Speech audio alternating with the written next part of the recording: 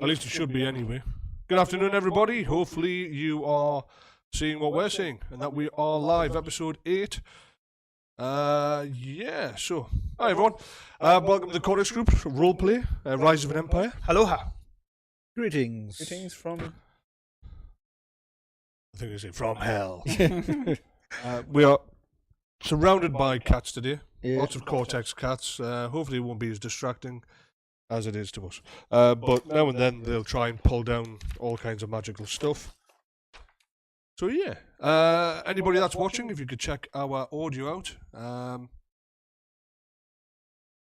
tell me if everything's coming through clear. I seen last week that, well, I had an audio issue. I seem to be very quiet anyway. All right, okay. That's usually never the case. Yeah, I was going to say, in real life, that's the exact opposite.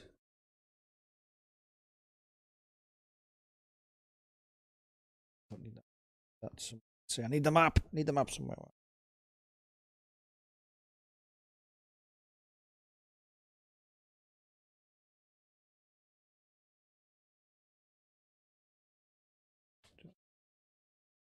The cats are actually deciding to play around us just as we've gone live. Of course.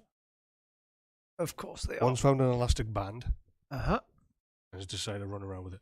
Yeah, guys, anybody that is watching, if you could just give me a quick shout out on the chat channel, just let me know that audio seems to be good from your point of view.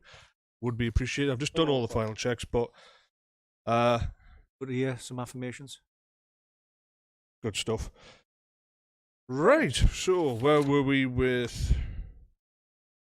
Is that Stinky trying to sell oil? No. Sell oil, Stinky! Look, I'm checking the stream. All right. That's what it sounds like. I haven't even bought myself any refreshment brought to us. Yeah, bye. Your name could be You here. look a lot bigger. You look a lot bigger than I do. I look a lot bigger than you. What are you trying to say? It's just a fact of life, mate. Look at it's not Yeah. important. It's not important. It's what you do with it. I think it's because I'm further away. Yep. That's why I look like Gollum. Hello over there. Yeah. Oh man, people will be much more interested. Can you just do the entire GM role in the muse of Gollum? That'd be hilarious and quite tiring. I'd definitely have a sore throat by the end of it, let's be honest. I don't need any of this. I don't know why I'm messing about with it. Right, what happened last week? Anyone remember? No, I'll check my notes. I was thinking about doing a episode recap. you should. Like, 5 or so minutes prior to the game, like just basically wrap up the last sort of 10 minutes of the game, or maybe some awesome editing. And I thought everyone would be so bored they'll have left by the time they get to the actual session. I don't know. Yeah, possibly. What do you think? Yeah. Because there's just no end to the amount of time I have. Yes. International man of leisure spends his entire days just sitting around dreaming up scenarios. I do. It's a If you- luxury. If you're listening, Netflix, Amazon, it's true. Amazon. Amazon. Amazon. Oh. I'm a flicks. Amazflix. That's a buy it. That's like some. Net- Who buys out? Netson. Netson. Netson. Netson. That's Brought the to you one. by Netson. Right, okay, so quick recap, jump through a couple of episodes. We found UImakor and Caradak discovering a Vaktori tortured in the dungeons, dwarf-made dungeons of Arvid's palace. It wasn't really a palace. Inside his business area. Yeah. We found Erstat to be involved. You also interviewed Torvi, who had been tortured for betraying Arvid. UImakor was attacked by some creature, that resembled Jokal, the prince of the Thuringians, one of, who had been killed previously. That was vanquished. And so that was destroyed. We found that then Caradak disposed of the Vaktori's body once you'd communed with him in the realm of Moor. And you'd confirmed that basically Erstat had been torturing him. You were then heading, I believe, UImakor and Caradak were heading to Arvid's to talk to him about what was going on with the Vaktori, why he was involved with it, at the same time as the preparation for the sacrifice of Alvar was being put in place by Erstat on the northeast We've also got bank. the situation with Caradak and Ersted. So Erstat basically had Caradak imprisoned He was beaten by Arvid, but not tortured by him. The torturing seems to have definitely been Erstat's thing. But you were released, or Caradak was then released by UImakor. Beaten and bruised, but still capable. Broken left hand. UImakor has suffered a damage to his throat, having difficulty raising his voice. It'll pass. But both of you have been sort of dealt with. You've done what you can to ease the pain, so you are both capable. One of the things that Erstat had said was basically that he was going to have Caradak do the sacrifice. Normally it would be Erstat. Even in the way of the Semnithai, you don't step in. When you did during the feast, you kind of broke protocol in that sense. UImakor broke protocol as he can. He's sovereign. In this case, you would expect Erstat to do the sacrifice, but he's decided that he would prefer Caradak to do it. And he's also discussed that he would mention to Ingvar that now would be a good time in his to do away with King Bjorn and Queen Griselda during the same sacrifice, same ritual, stating that Ulrich was unhappy. Of course, that would completely do away with the entire event of sending Bjorn and the Queen to the Hag Mother, sorry. But that was just his musings. You don't know if he's going to do it. You don't know if Ingvar will agree, as you have been part of that communication. So you both, UImakor and Caradak, left the Great Hall and were heading to Arvid's. Have I covered off? That's about it. Yep, I think that's all the pertinent points anyway. Yeah. Right. Well, I'm going to do this. Is there anything that, as you walk, as you make your way along, is there anything that you need to discuss? Anything that you wish to communicate between each other while you've got a moment's peace as you walk towards it, Arvid's? Anything to cover off?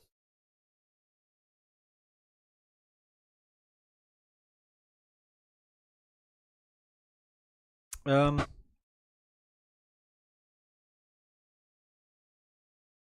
I mean, just have to be. Obviously, I'm pretending to be supporting myself on using your spear. It's obviously there for your immediate use should it be required. Take it if required. And we'll speak to Arvid. See what Arvid. Actually, forgot why what Arvid's name. But that will come back to me in a moment.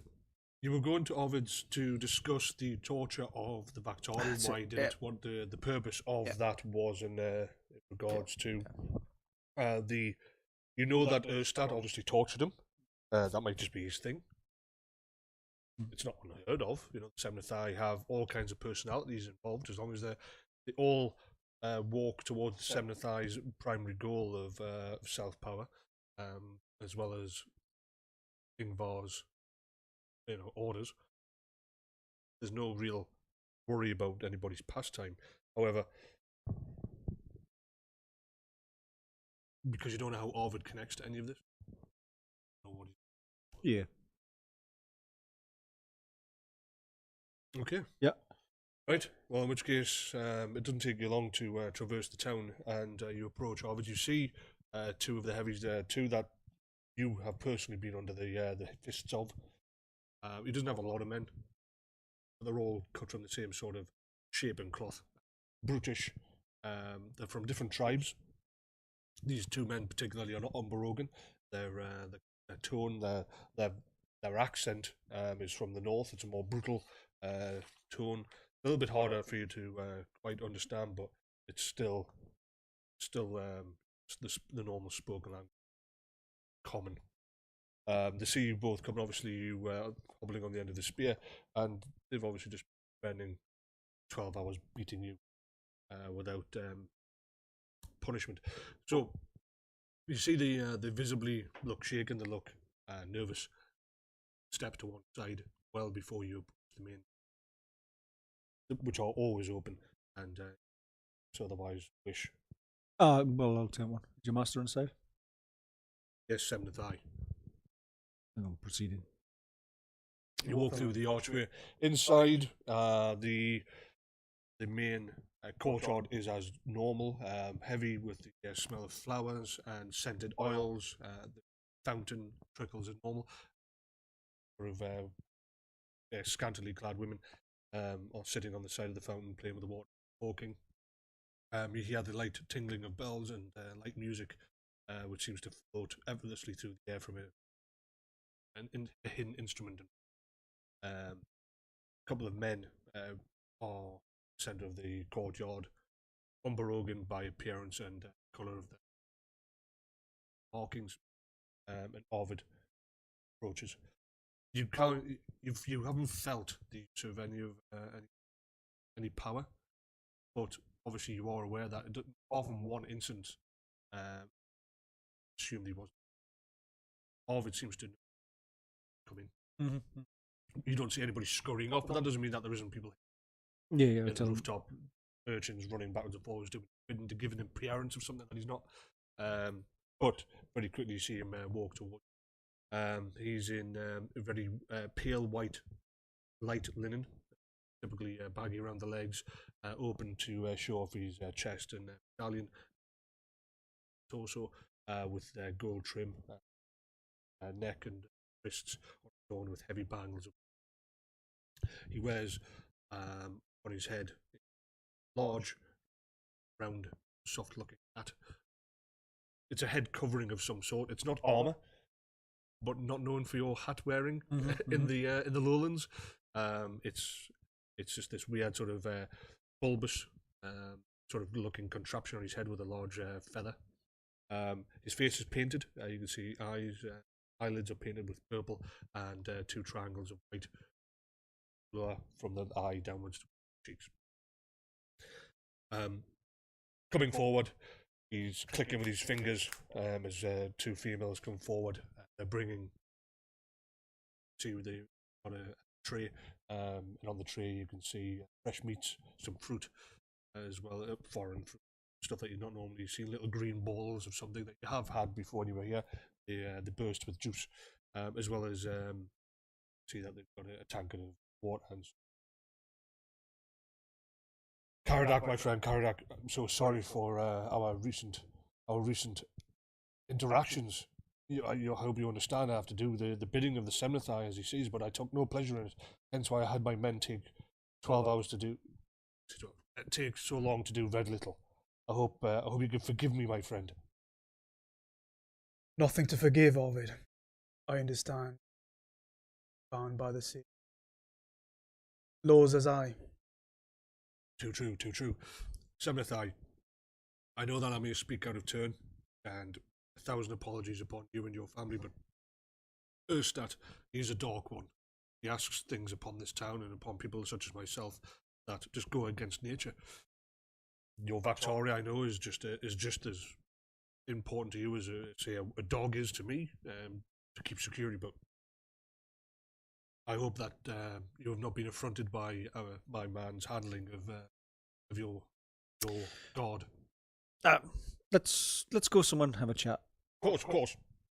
He leads the way back down the main corridor, which you were in previously, and you head into his office. His office, his back room.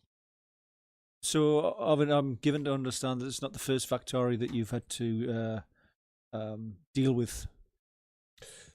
No, the Erstat had one with him.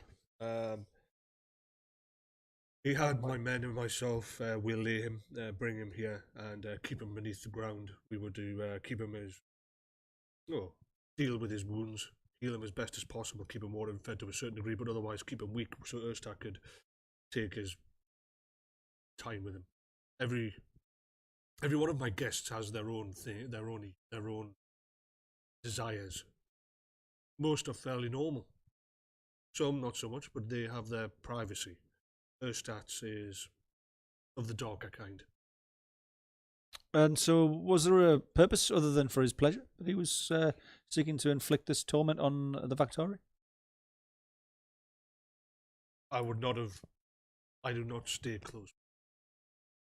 He makes me feel uncomfortable. My understanding is pleasure. This was the 3rd Victoria. The 3rd? from his original retinue, or this was just one at a time. He sends for another.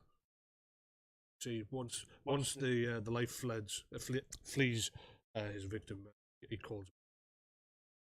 The last 2 years, it's been 3. It has gotten more. The first one, he walked with him for some time, until eventually, I think he displeased him, and he had my men bring him downstairs.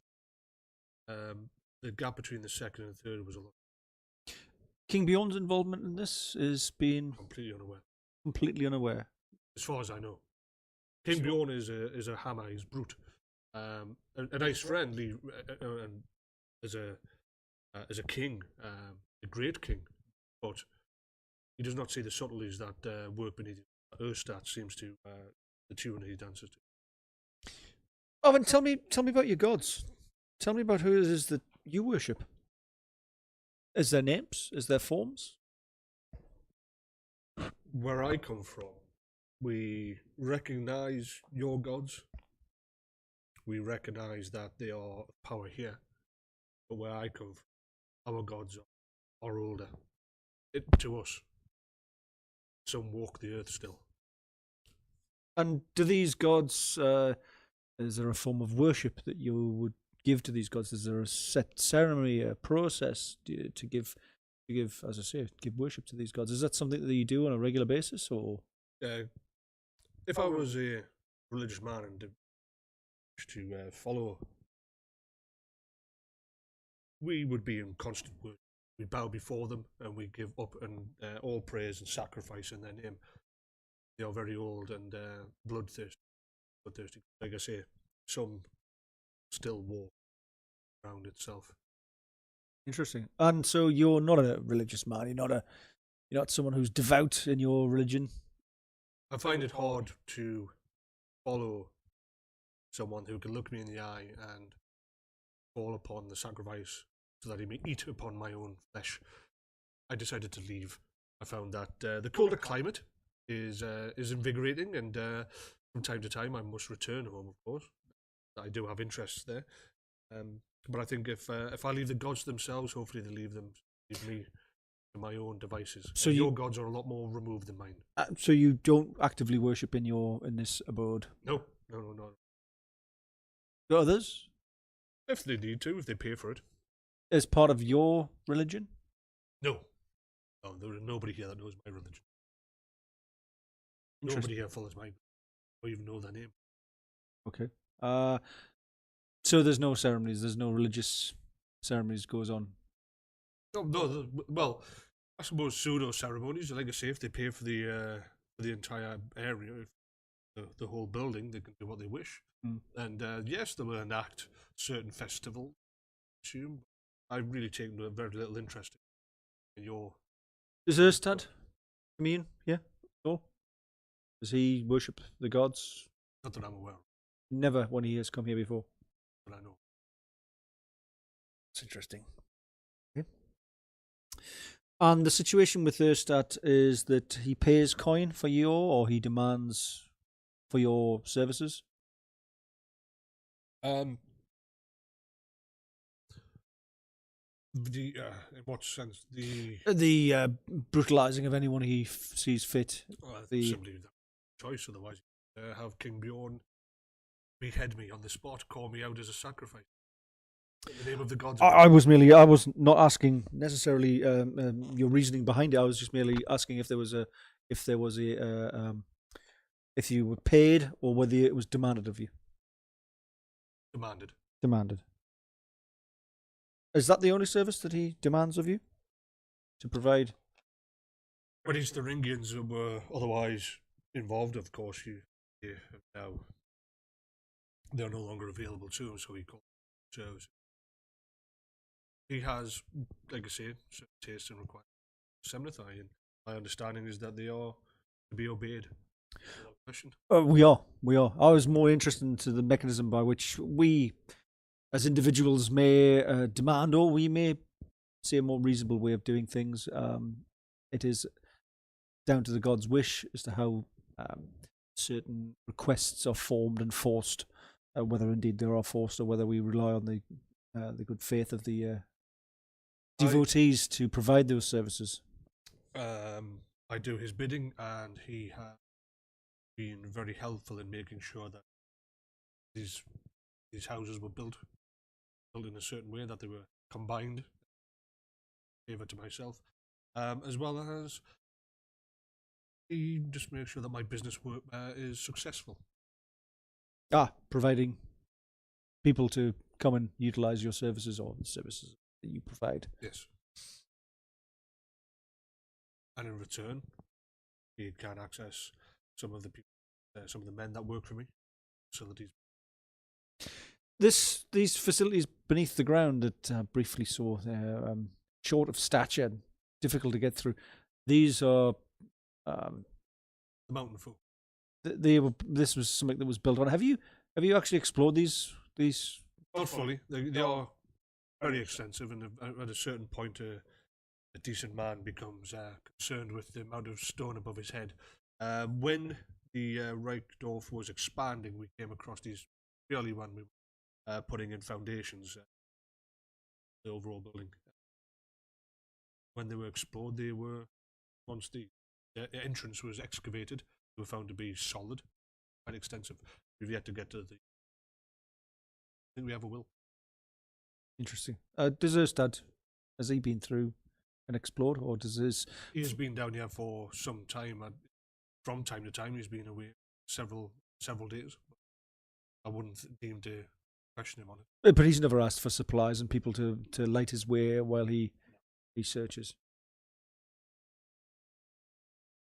Well, Caradak, I think you should take a chance to eat and replenish and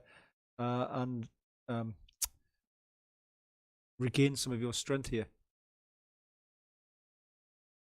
I would like to visit downstairs, just briefly. If that's possible. Of course, your seventh eye. I have learned that your requests aren't really, are they? Well, there are always a request. Instruction. You may choose to say yes, or you may choose to say no. But not for long. It's always in the lap of the gods as to whether you have free will. You can say no. Are you saying no? No, not at all. Do you wish to go now? Yes, I would. I'd like to go down to see those cell areas. Would you like me to? If I think you could wait here. I don't need Arvid to come with me. He just needs to make the doors available so I can go down. You can speak with Arvid and regain your strength. Wish. He takes you back down along the corridor, so that you know he's taken you down there before. He opens it up. It is lit, as it has been. Right. You can smell the oil burning from the wheel oil from the hooded lantern top of the stairs. However, it peters out into darkness, indicating that nobody, at least recently, been down there. Are these lanterns removable, or they? Yeah. I'll Arvid, thank you very much. I don't need you to follow me around. I will be back presently. I shan't be gone long. Perhaps you could make sure that my man is well fed and watered. He's had a strenuous time over the last period, and it only seems fitting that perhaps the hand that dealt the blow is also the hand that helps heal the blow. Of course. Come, my friend. Let me see if I can have some of my people help you relax and recuperate some of your lost strength. You're left. The door is left open behind you as you stand upon the stairs. Yeah, his reinforced leather feet. Arvid's slippered feet down the corridor, leading back towards the corridor, the courtyard. Yeah. Okay, so I'll head towards the cell where we found the Vactarian, or the room. Yep. Is it still open, or is it on board? It's unlocked. Replace the. You've got the lantern above you, or you relying on? No, I've got the lantern with me. I'm not going to rely on anything else. No. Yeah. Yes. Roll a perception test. 2 seconds. Okay. Well, basically, you head. You can head into the cell. That's effectively what it is. It's It's obviously it's not a cell, it's not a jail, it's not a goal. It's a room. It's just a. As you found with the mountain folk, the hill folk, that they make the walls thick and the doors thicker. It's what this was. You can't tell because there is no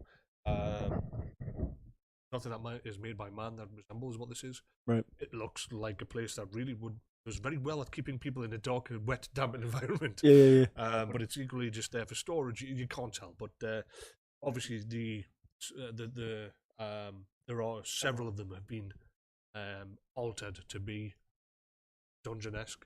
Bear in mind that there is no castles yet. There's no dungeons. There's no goals, but the chains have been hammered into the stone in several of them. Right. So this is a room that's been repurposed. Yes. To become a holding area for because prison. you saw from the last couple of times you've been in here that the iron chains are very much the brutality of man-made, of iron. Right. And they've been hammered into themselves. And so going into the room that the area where the Semnothai had been kept. I want to go around just check this to see if there's any sign of any markings, any sign of any inscriptions, anything that basically have a chance to look around to say that what I'm looking for. I want to see if there's any Semnothai markings as well as anything else. Has there been something that's where rituals being done down here that would stick out and go? You can see that so roll perception dice. Yeah, what did lantern? Yeah. Right. Okay. You're moving around the room. The smell of obviously human effluent is quite strong, but you dismiss it from your mind. Gather your strength about yourself, and it's wet. It's cold.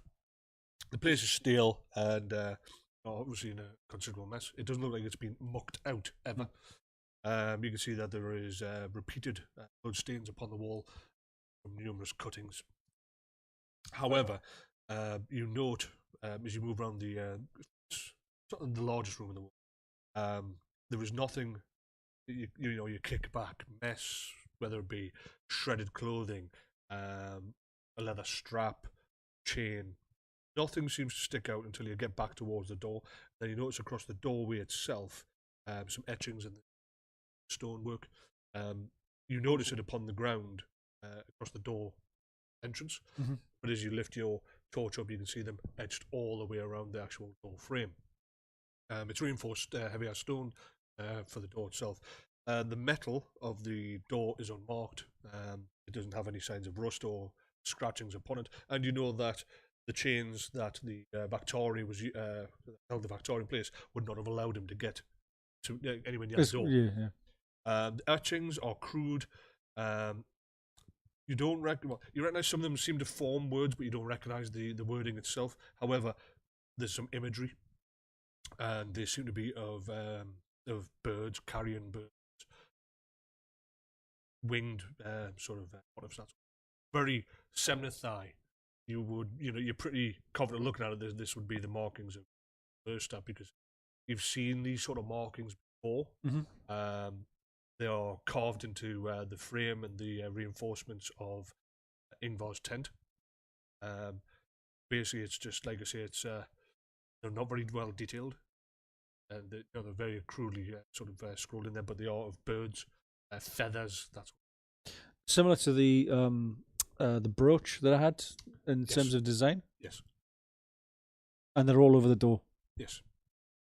In a clearly, as a Semnothai, I'm thinking in some sort of ritualistic manner. They're not just idly daubed down as a tally. It's very ritualistic. And you've seen this done before when the Semnothai are doing normally quite large, like around the tithing, when they're putting on a big show. And it's normally to effectively create a portal. Effectively, as they say, a portal to the gods. To the gods themselves. Yeah. Right. And it's been done on the door. Correct. Yeah. Right. Is there anything else around that area? Is there any markings? Any burnt marks? Is there scratchings? Is there suggestion that something may have come through that door? No. It's hardy stone. from the stone, even the door itself, it doesn't look like this is going to mark easily, accidentally. You've got to really make a point of damaging its surface. Right. Okay. And the main motif seems to be birds. Correct. Yeah. And that rings no bell with me. No. Other than You've recognised it in Ingvar's tent, engraved into the support cross beams and that sort of thing, especially around close to his throne. You know that Ingvar puts power in them, sense of he believes in them. He doesn't physically infuse them. You know, he evokes a sense of importance about them, but he's never enforced that on the Semnathai, on the Soviet. In fact, you've also noticed that Didrik, Halfgrim, and Ubin of the Soviet have also taken to these sort of markings. They are the three Soviet that are closely linked, right. Yeah, to Ingvar. Good, because I was just checking my notes. Are they the ones that are closely right? Okay, so this is almost like becoming his personal motif as well. Yeah, it's almost until this moment. That's why it really sticks out. Is this is how you would assign it. You'd I suppose like a memory trigger point. It makes you think of Ingvar. Mm-hmm. It's become his calling card almost. Something that you associate with Ingvar. You've not seen it before. You have no understanding of it. It was never part of Godric's teachings. Right. When you you were raised up to Zakhanik, and then eventually when you were brought Soviet, you've never had visions, dreams about it. Right. Okay. You do remember, of course, now that you're thinking about the birds, that you also heard the sounds of wings. Many wings, not just one heavy set of wings, many wings, you know, the flapping of a considerable amount of wings when you picked up that brook. Yeah. As you connect all of the bird sightings and markings together in one. Right. I want to go through into the cell where Tovi was held. Yep. And I want. Still there. Oh, the body's still there. Yeah. Right, and she's in a stinky smell. Yep. But she's not dead. Sorry, no.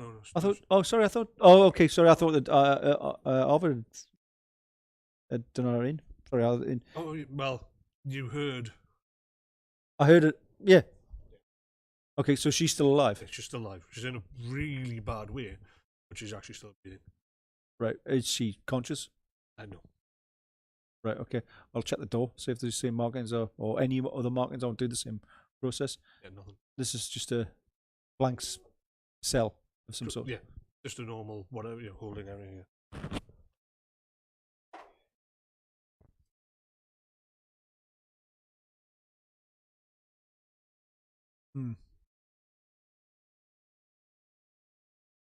Are you up to anything in particular? Nothing in particular. Just relaxing. Come and go. Keeping a keen eye on who goes and follows. Are you a pro or sort of like leaning near where the that corridor leads? You're not going off to a No, 100%. I am staying in sight of that doorway. That doorway. Passes you. Yeah. Yeah. Okay. Yeah. Well, they bring you refreshment, food, drink, that sort of thing. Arvid has small talk for you. He's kind. You can see you're not exactly skilled in the ways of sort of communicating outside of the military, doing what you're told when, and also communicate with your own kind. So your sense of humour, no doubt, would be to more civilized in a brutal period. Would even by their standards would probably be more crude, more given to direct instructions. But that doesn't mean that you're not capable of actually socializing. Arvid, on the other hand, is all socializing. Even against your better instincts, you find yourself relaxing. Even though he never really put his hand to you, you sense there's something about Arvid in your mind that, or the way how you sense about Arvid is, he is an actual genuine person. But the flip side of it is that he's obviously involved in anything other than genuine. He is a friendly guy. He's very approachable. You, like I say, you can't help but feel relaxed around him, and you can control it. It's not, you're not being controlled. You can decide that, you know, even though you're being relaxed, you find yourself starting to be lulled into that sort of like, you know, relaxing, like you would be your friends playing dice, and then you can actively stop yourself and go, you know, professional. There's just something mischievous about him. There's a twinkle in his eye, a comfortable, easygoing smile and grace about him. You've been talking for a good sort of 10 minutes. You've had yourself some water, maybe, I don't know, light. I don't know, you've participated in anything? Just the water. Just water. He's had some of these little balls of juice, whatever they are, green and red. The odd one, he spits a seed out. It's the only reason that you realise, you know, that you've worked out it's a bit of fruit. But he's staying close by, or sitting, you know, beside you. None of the, as you were well aware, the few times you've been here, no brutal. Rarely does he let his men walk through this area. They can move around. There's other ways around, but very rarely does he let them into the place of business. They have the place to be, and that's exactly what it's like now. There is nobody around you beyond the paying customers, or the people that are being, involved with his staff. And he's relaxing, like I say, beside you. He's sitting upon a pillar. I'm assuming you're sitting down on the side of the fountain, anyway. Yeah, so he sighs, looks around, sees everyone's comfortable, looks up at you. The conversation has been prattling at best. But you notice a slight intake of breath as if stealing himself. You find yourself turning to look at him, and he is peering intently at you. I don't wish to get on the wrong side of the seventh eye. I feel that being here, there is opportunity with the Unbroken. Seventh eye, there's just something about them that makes a man uncomfortable. Erstat, in particular, but I don't see your master being any different. Would there be cause? Would I be out of place and thinking that perhaps someone like yourself is still not quite open, even after recent goings on? Would you still not be open to perhaps coming away, working directly with me? Anything I think that you can desire, whether it be weapons, fame, fortune, women, money, or just the open road away from this control. I'm not willing to leave now. I'm just talking, my friend. That's all it is. Just conversation. I'm not planning on leaving today or tomorrow, but should the time arise, should I ask you again?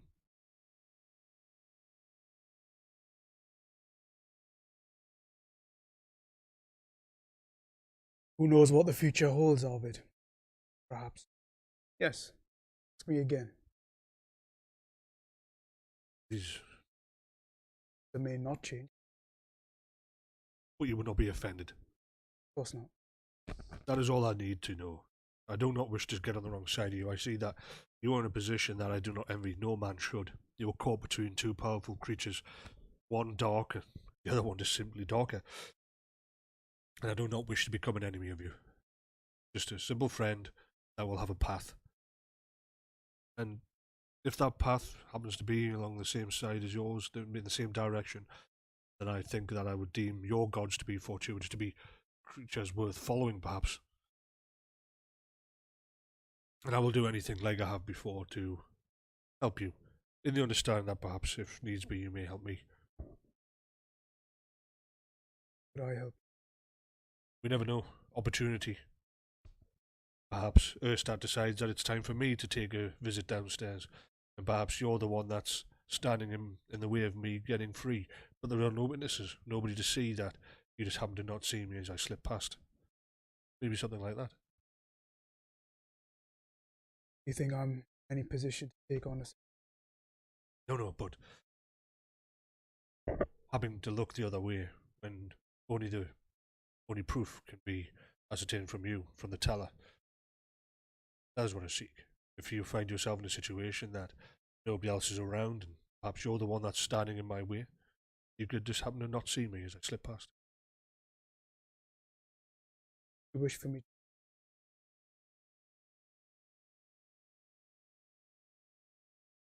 Wish for me to lie?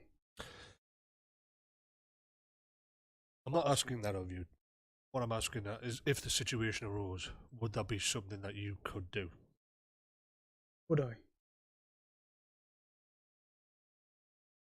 Simply put, because I didn't follow Erstat's instructions when it came to you. He didn't give me a time constraint. He didn't tell me that I had a certain amount of time to carry out his wishes. So I took my time, and you now are still standing before me. You still have your eyes, your tongue, your fingers, all of which he asked to be removed. I took it upon myself to follow his instructions, but in my own. Why did you do that?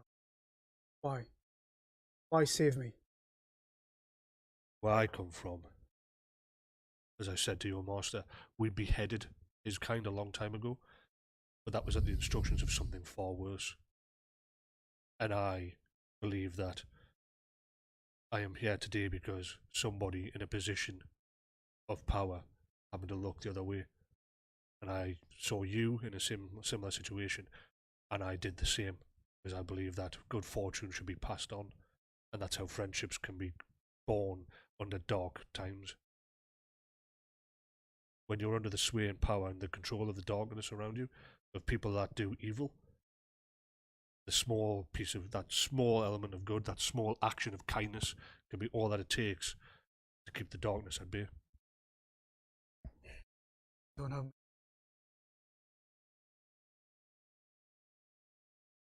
Don't make friends easily. This is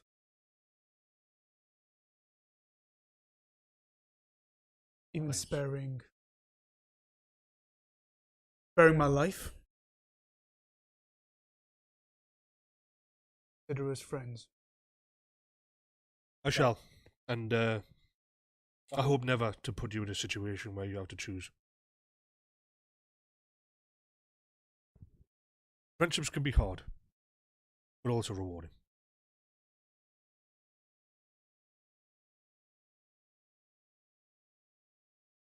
That can be taken in so many ways. He takes a drink out of his cup. That was a joke. Okay, I'm glad. Have you ever partaken of the pipe? He pulls out this long horn. He packs some leaf into it. What is that? I find it to be nice and relaxing. It gives a taste upon the tongue, a nice scent, and the tank's coming up behind you, by the way. You want to backhand that before it jumps up. No.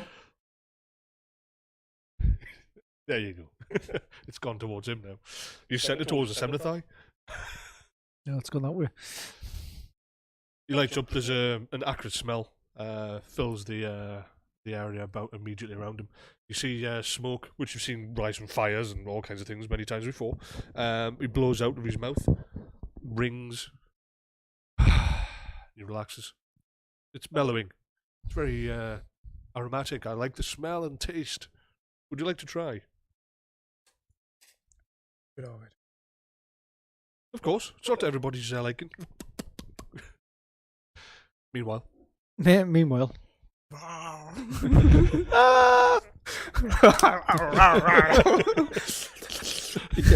just a tongue licking me. Where the hell's that? Where's my Victoria? I can't hear anything because I'm suddenly in Arvid? I don't know. Suddenly I'm in Amsterdam. Amsterdam. I'm going to come out of where Tovi is. She's with it alive, but yeah, only. Well, I assume that you haven't bothered to wake her. Well, I'm not doing that. I didn't even mean that. To look over her wounds and see what's been done to her. You know, she's just she's a nothing. Well, I'm sure to my parents she was everything, but as far as me as the sympathizer is concerned, no, I want to go and come out this room. I'm going to just. Is there any more rooms around it, or is this? Yeah, they continue onwards. There are, if you remember, this was about 6 doors down on the right-hand side. Anyway, most of the first set are filled with stores, dried foods, fruits, alcohol, water, that sort of thing. Others have materials in, fine silks. You found armor, swords, weapons, all stored in these in these rooms, but this was down the main corridor. So you'd come down a set of stairs, and this bitch went off into the darkness. However, there were multiple sides corridors with doors on, and you went down the main one, the wider. You were about 6 doors down when you came to Torvi's room cell. They were the only two. That one and the one next to it had the Victoria in it, and the only two that were occupied, really. Yeah. But you hadn't gone beyond that. And standing now in this dark corridor, lifting the Hooded lantern before you, 60 foot of very faint light recedes into darkness, and you see multiple doors right down the main and corridor. I'm just going to fairly cursorily just go down and just glance in each one to see whether they just continue to be storerooms or whether They do, yeah. it's just all a big, and it keeps on like a big bonded warehouse. So it's not. This is not a grid. They're not perfect. I mean, the first series of rooms are opposite each other, but then the corridor seems to go off, and they turn into corridors and walkways and passageways, not corridors, passageways that lead on, and the doors aren't perfectly in line at this point. There is no more storerooms after Torvi's cell. Mm-hmm. They're just empty rooms, right? Yeah, empty chambers. And as I'm going around and looking in them and looking up, there's no any more markings on any more doors so far. No, so far. And this corridor just keeps on going extensive, yeah. Just disappears off into the darkness. Yeah. So after about 5-minute walking, just walking down the corridor, I'm still not at the end. Nope. And it's still just lots of rooms. Yeah. Right. But like I say, different shapes, different sizes. Yeah. But if you stick to the main one, it just literally sort of you come to another corridor, another passageway that disappears, off into the darkness. Mm-hmm. You lift it to the other side, and you're moving on. And there is, from your point of view, it's a straight line and it's perfectly flat. Yeah, but it just not heavily experienced underground, but it's but it's but it just goes on forever. Yeah, you get the impression that it doesn't narrow, it doesn't get tight in terms of height. It's the same uniform thing always. This particular one, this is the main corridor. Yeah, this main passageway. Yeah. Right, and then okay. I mean, in certain points, it's broken. There's collapsed parts. It's not in perfect condition. You can see where the earth's come through. There's some roots there, or just broken masonry, but nothing that seems to be a sign of concern, danger, or Right, so it's not caved in. Is what you're saying when it says it's broken. Not caved in the sense of somebody's done it intentionally. This is just over time things collapse, things give up. You sort of look around and see that the stone's broken away, the mud's come through, and you move on. You have been in caves. Mm-hmm. The Druid enclave is built upon a cave complex, as you've been in there. You can just see where basically time, age, the movement of the earth. Nothing is suspicious or concerning. So these have been abandoned for quite some time in that case? Absolutely, yeah. Right, okay. I'm going to turn around after sort of venturing off into the gloom and there's nothing anymore that's catching my eye in terms of inscriptions, and head back to where Caradak is. Okay. You'll go behind him.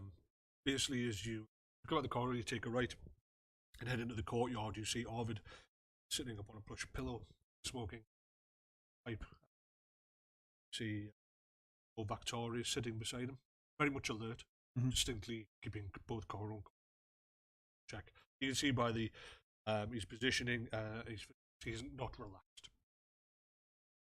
Right. Of him. Well, you become aware of someone approaching, and you turn and you see it's.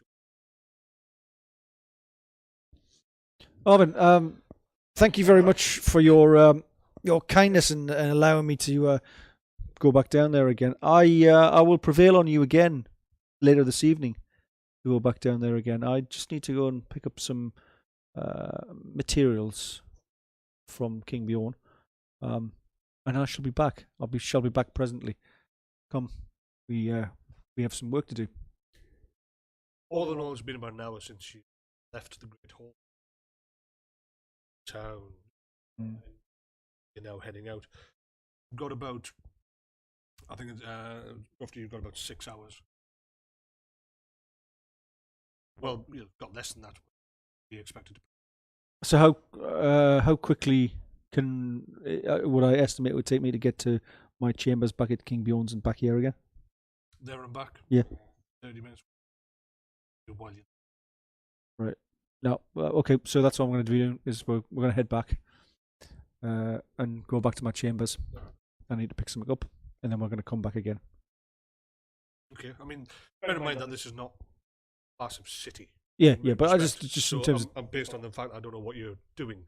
So Oh, right. So I will go from back. here to there. Literally takes you about 5 or Literally- 6 minutes to walk it. Oh, right. Okay. Well, head back to my rooms. Yep. Avoid drawing it. Well, not drawing attention. I'm not going to go and see Bjorn or anything like that. Just literally go into my rooms. Yep. And I'm going to go and get the bird brooch from its hiding place, pocket it, and head back towards Arvin's. Okay. In which case, if that is it, you're That's- back in 10 minutes. Right. Okay. That's all I was doing. Did you find anything down while you were down there, Master? Curious markings on a door that shall need possibly the use of your spear, or rather your arm behind the spear, to look out for me while I go into that room. Keep an eye out. I need you to be aware that something may happen in that room, where things happen, where there may be an entity that turns up, much like that bat-winged thing that you saw. And if it does, I need you to deal with it until such time as I'm able to deal with it. I also need you to make sure that if Erstat suddenly turns up, that I'm aware that he's turned up. You need to let me know. We're on the edge here of something I'm not familiar with, and I don't like not being familiar with things. I like order. I like structure. And then we have to get back in time for the ceremony tonight as well. So you need to let me know that if time is passing too slowly, you need to let me know about that as well. And we'll head back to Alvin's. I'll see Arvin. Arvin, as we said, I would be coming back down, and Caradak will be following me. Please don't disturb me. Do I need to post some of my men at the top of the stairs? Nothing. Nothing as so elaborate as that. Just make sure that I'm not disturbed, and that if anyone seeks to come down into these areas, that you let me know. You let me know, not anyone else. You. Right, and I'm gonna head down back into the Or Steve, I just sort of look at Arvid. Do you have my shield? No, my swords. Yes. My shield had it. At the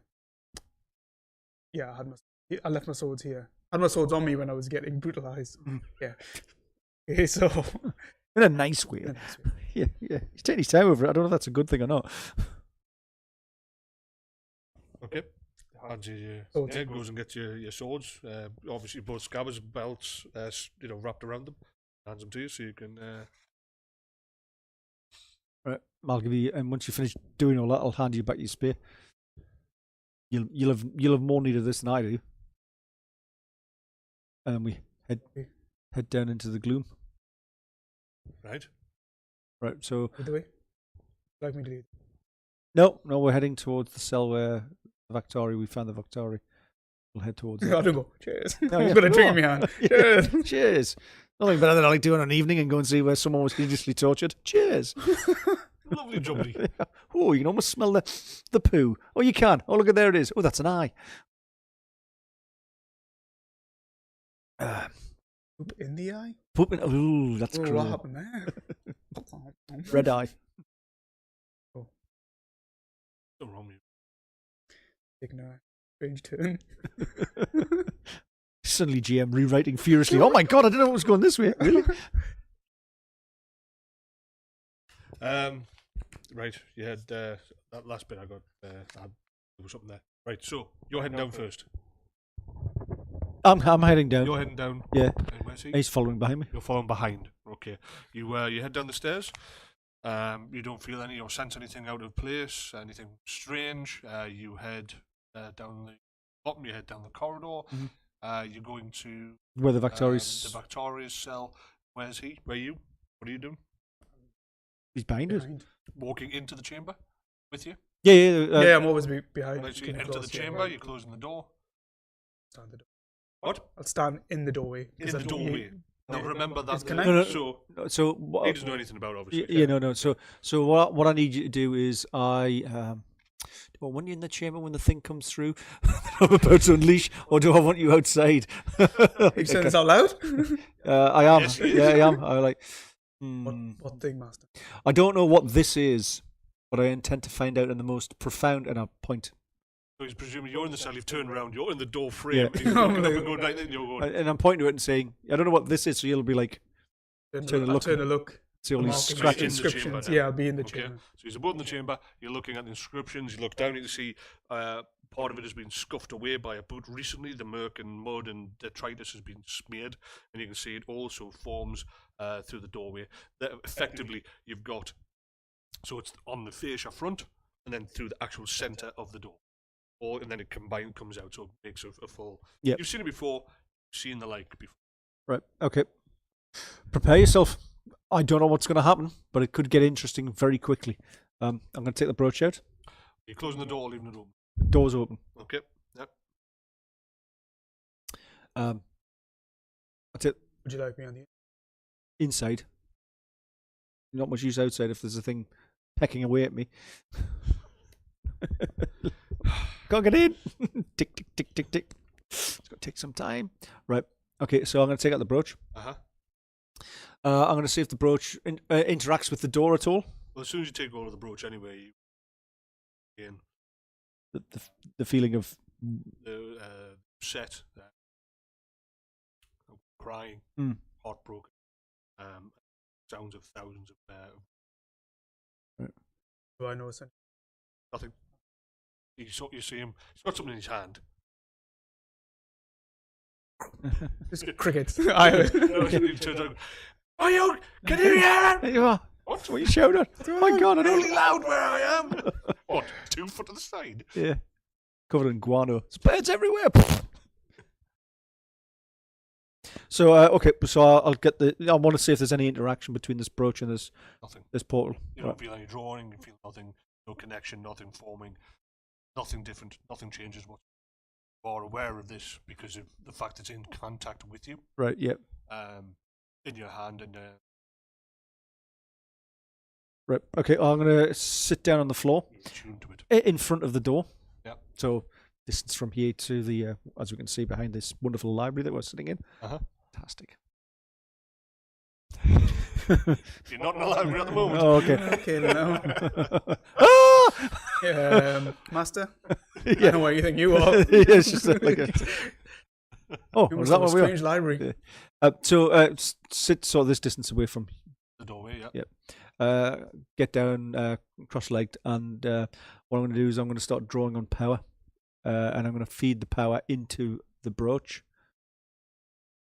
and see whether that creates any interaction. And I'll say to Caradak, this is going to be a bit of testing, so just beware things may happen quickly. Testing. Yeah. Yes, receive, Master. Testing. Testing. Testing. I've just said this is going to be. I'm going to be testing this thing. Right, okay. Who were you? I thought we were doing an audio Audio check. check. Testing. Testing. 1, 2, 1, 2. What? Meanwhile, the GM's going, wait a minute, we're not in a library. Wait. I'm sure I told him it was an underground vault. So, I'm on alert. You're on the alert. Brought to you by Alert. Yeah. Roll D100 47 times.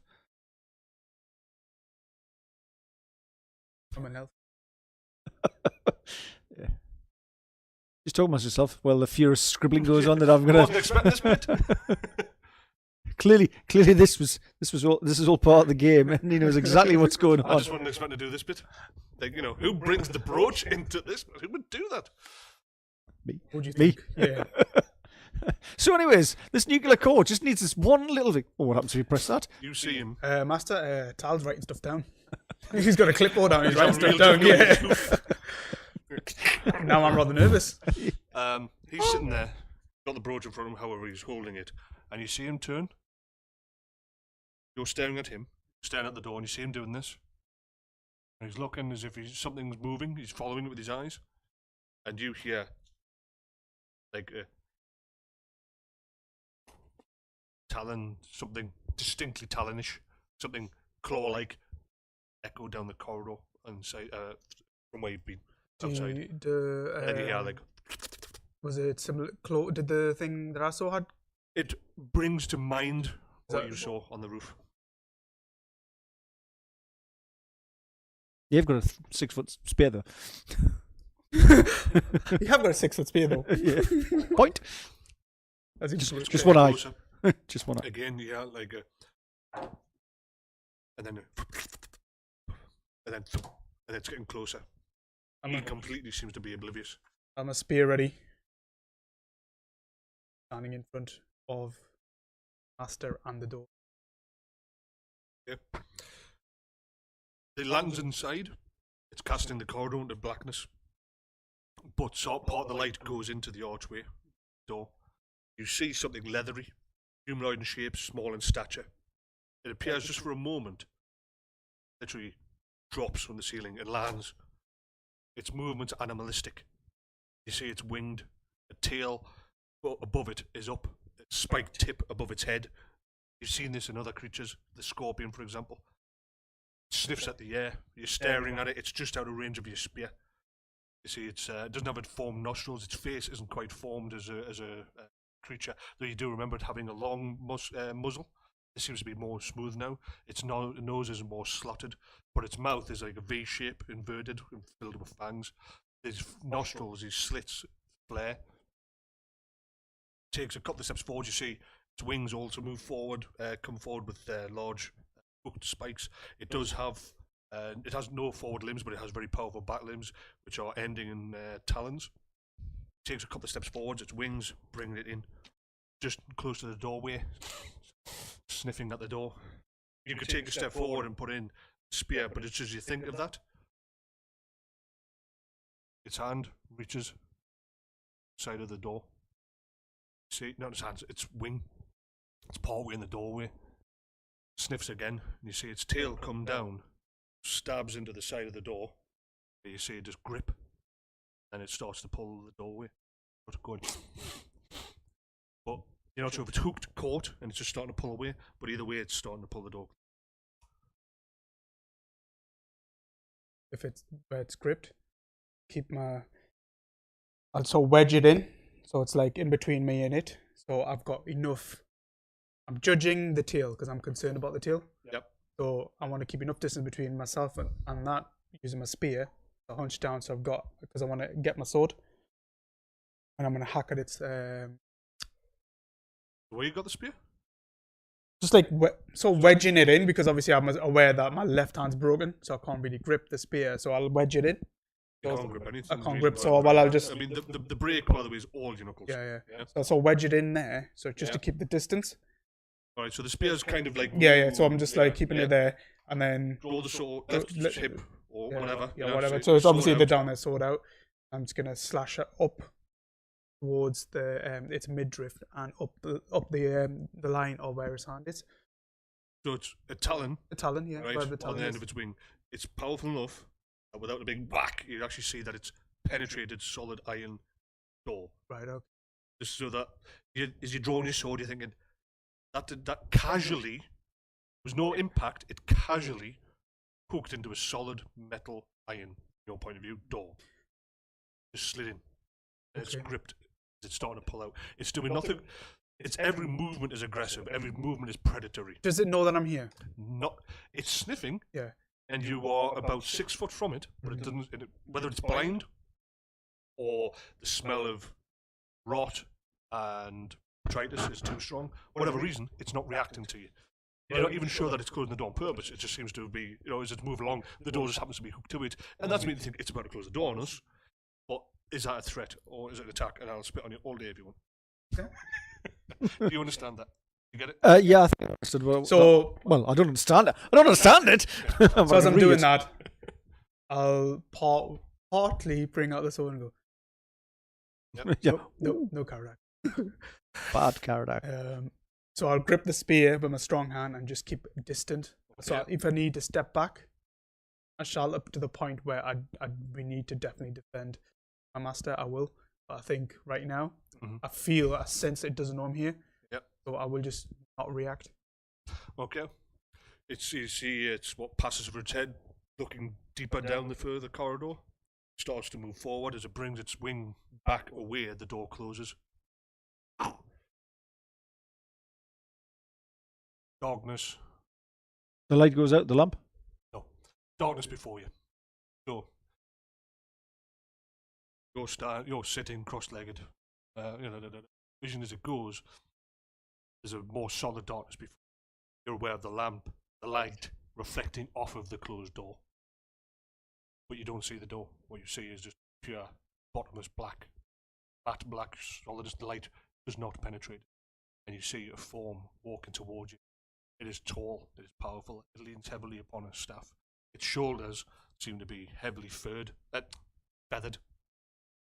helm that you can see is bird-like, like it's got, when you've seen warriors where the wolf head or the bear, this is like, there's no bird that you've ever seen this big. And then you realise it's not a helm. It's the head of the creature as it walks towards. You feel corruption literally moving before it like a wave. You recognise the smell of rot. It comes across, you're smelling the corruption of flesh. And you see this thing from a distance walking towards the portal, staring directly at you. And you're back in the room. Right, and it's staring. Can I tell if it's staring at me or just I happen to be in its, like, is it recognising? It's looking at you. Looking at me. Right, so I'm back in the room. You can see this. Oh. You didn't know you'd left the room, by the way. Right. It's suddenly become like the door's closed, but it's not the door. And you're looking where the door should be, and you can see him stand there. He suddenly goes, oh! And you can't help but, oh! And he takes that step back, trying to clutch clutching the spear. At no point did you realise that you saw the door close. You have no recollection of it doing it. You were, what you were involved with was just around you, and you weren't. That's not part of, here. Yeah. That wasn't here. That's this. Yep. You just happened. Wherever you were, what you've done is what caused that. Right. Yeah. You just happen to also be here, and the door's now being closed, and that you see has been a connection. You are aware of the power from it. That this is a portal. This is a doorway, and that door closed has opened that door. Right. It also means that the Victoria has had to suffer every time that door is closed. That this portal is opened by this door being closed on it. Victoria must have been well before body broken, must be mental. But whatever this is, you don't want to be fun. You don't know what it is. But I don't like it. It's corrupt. Yeah. It is beyond your reckoning. It is by far.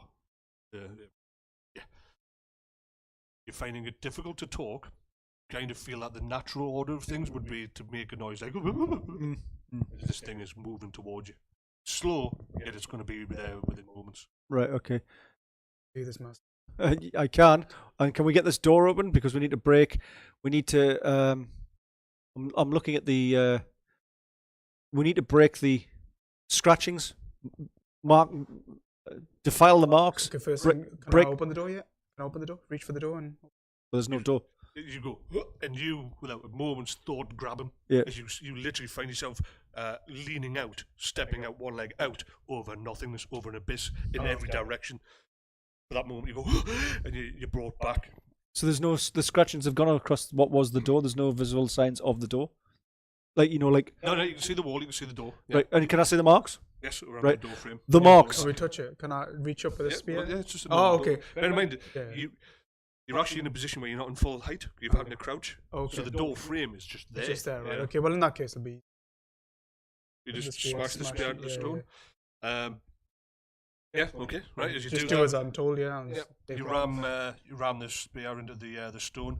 It brings out a spark of metal on stone. You deface it, and in that moment, you feel what was normally the cold clabbiness of the cell is actually you feel an increase of warmth, and the smell of corruption immediately vanishes, and you're just surrounded by a natural light of the lantern, and you're back in the room.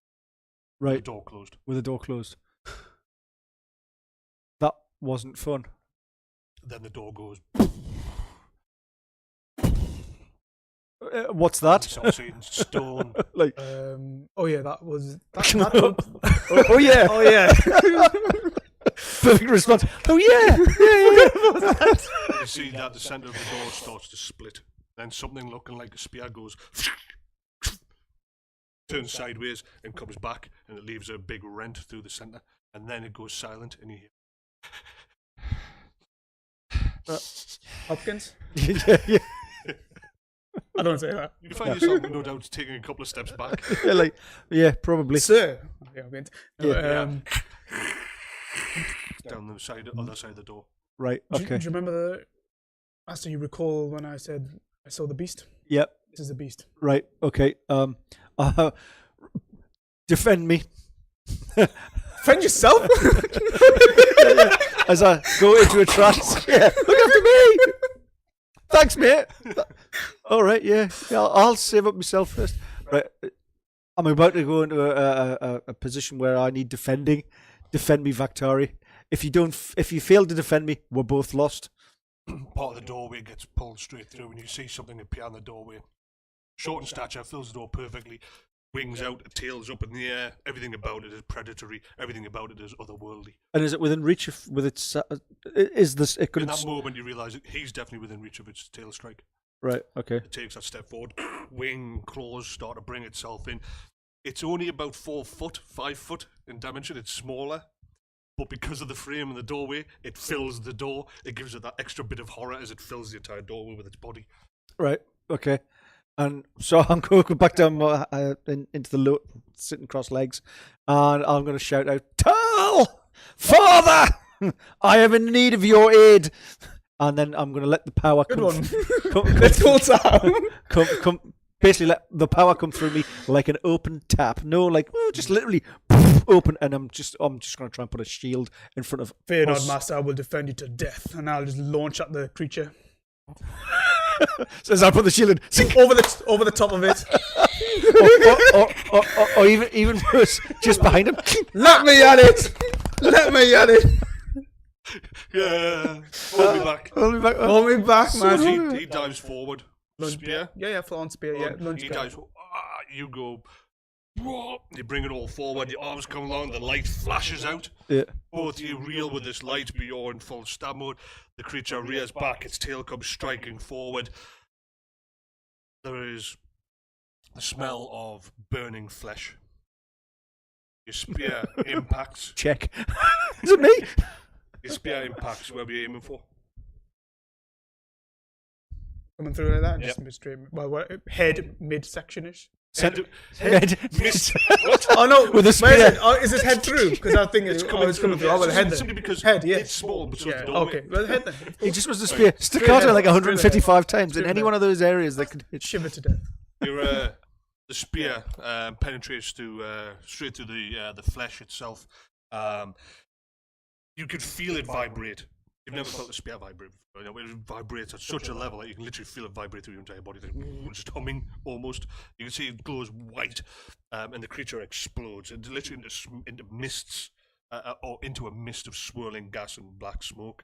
But with it, that smell of burning flesh on impact is incredibly strong from this creature. You just hear this faint screech. It starts off because you're really close, loud, then just faintly goes away as if it's been torn from this realm, torn away from you at great speed. Yeah. Spear's fine. Keeping that. Yeah. That's my mystic spear. That's the was it extra damage spear? My killing spear. That's my extra damage spear. Okay. Did I do this? Turn around. Turn around, look at him. He's at the back of the cell, literally in a ball. I am. Oh, there's me ready to go. Like, yeah. Oh, wait a minute. High five. As I looked at my body. Wait a He's minute. literally on the ground, up What's against the the burning wall. flesh smell? Him. Oh, what does he just look like a burnt? Look like a chicken? Is it roast chicken? No, it's basically just well, it's in the dark. The lantern is giving off a feeble light at best, and he's just unconscious. He doesn't. You see that there is like a steam coming up from him, but ultimately he's just unconscious. But yeah, you can smell. You can't see it. He's not visibly burned. Okay. You can smell flash burn. Smell burnt flesh I'll burn. Master. Non-responsive whatsoever. He's literally, he's completely zero muscle retention. I'll try to prop him over my shoulder. Yep. Well, the going isn't that easy. You're literally having to drag him. Yeah, well, I'll whatever it takes, I'm aware I've got to... Because of the height, you can't get him over your shoulder. Well, I'll drag him out. Well, I'll drag him out first and get to a height where I can. Yep. If not, I'll just drag him over. You get to the stairs, you get him onto your shoulder, and you walk up the stairs. You get to the doorway, and you step out, and you see Arvid is sitting on the floor opposite you, literally directly opposite the door. You open the door, you know, and you open it up, and he's sitting on the floor going. You can see his nose is bleeding, and he's just sitting there going. Oh. He looks up at you, stands up. What's happened to him? Quick, quick! He clicks his fingers and people come running and he helps you to a private area. Take care of my master. I will, of course, of course. And you see him taken and put him on bed. Yeah. Oh, I just have these spells. It just happens from time to time. I get headaches, nosebleeds. Been around Semnathai. I'm not Semnathai. What? Just the loving arts. He stands over, he's clucking away, women, men. Clucking. You see a small guy shows up. He's got a. He's wearing a distinct. He looks. Distinct. It's like a light cotton. Yeah. It's an all-in-one piece that gets down to about his knees, just above his knees. There's a white belt. After below that, so he's bare-legged, bare calves, and sandals. Somewhat lacking in hair, not completely bald, but it's definitely going, going south. And around him, he's got a very light chain and a square box. Not a square box, like a piece of wood. Uh-huh. He moves forward over your master, starts administering to him. What is he doing? You've never seen him do anything like this. But, you can see him he goes like this, and he's got a hold of his wrist, and he's holding his wrist, and he's listening in. And he gets a small mirror, and he puts it over his mouth. And he writes something on the board at his chest. Then looks towards Arvid, and Arvid's like, just do what you've got to be done. Do what's got to be done. And he wanders off, he comes back, and he's got a steaming cup of water, obviously. See, he had some leaves to it. All this time, I'm assuming he's standing there. There's quite a pungent smell comes from it, and then he grips Semnathai's nose, opens his mouth, and pours this liquid gently, bit by bit, not just push. At first, the Semnathai is non-responsive, but he's the natural reflex of it. He swallows a little, and his eyes start to float. Nothing. Okay. I'll just stand by until he's fully conscious. Okay. You call upon Tal to assist, to aid you. As you force the light, not force the light, as you open yourself up as a conduit to your father's power, Tal responds. He responds in such a way that a little bit too much, Dad. But you are and can be a conduit. You feel yourself lifted up almost. You become weightless. You find yourself feeling every single part of you. You feel every muscle, every bone, every tissue, every vein. Everything becomes alive with power. And as you release it, it hits him as he dives in front of you. The power conduit, it becomes a conduit. The power flows through him and goes into his spear, which it makes contact with the creature. The creature has exploded. It is literally vanquished. Back to whatever realm it's come from. It is not killed. You see that it is pushed from this world, from this dimension almost, and you see it's pushed down this long corridor towards the carrion creature that was there before. Mm-hmm. And then you realise that you are literally suspended in the darkness. You see the creature that was originally walking is still there. You're in, or close to, where its realm and your realm meet. Almost like on the other side of a mirror, right. Exactly that. And this creature has been pushed backwards and put back through. you are then whisked. The creature looks towards you, and you get a sense of recognition. You've never come across anything like this. You don't know what this is. You don't know what's looking at you. But somehow, it's almost like you've seen this before. You know it, but you know you haven't. There's a sense of recognition when there shouldn't be. And then you are pulled. You can feel literally your arms and legs almost go like out in front of you as you are relocated. And you're standing in a dark crystal. Around you is multifaceted.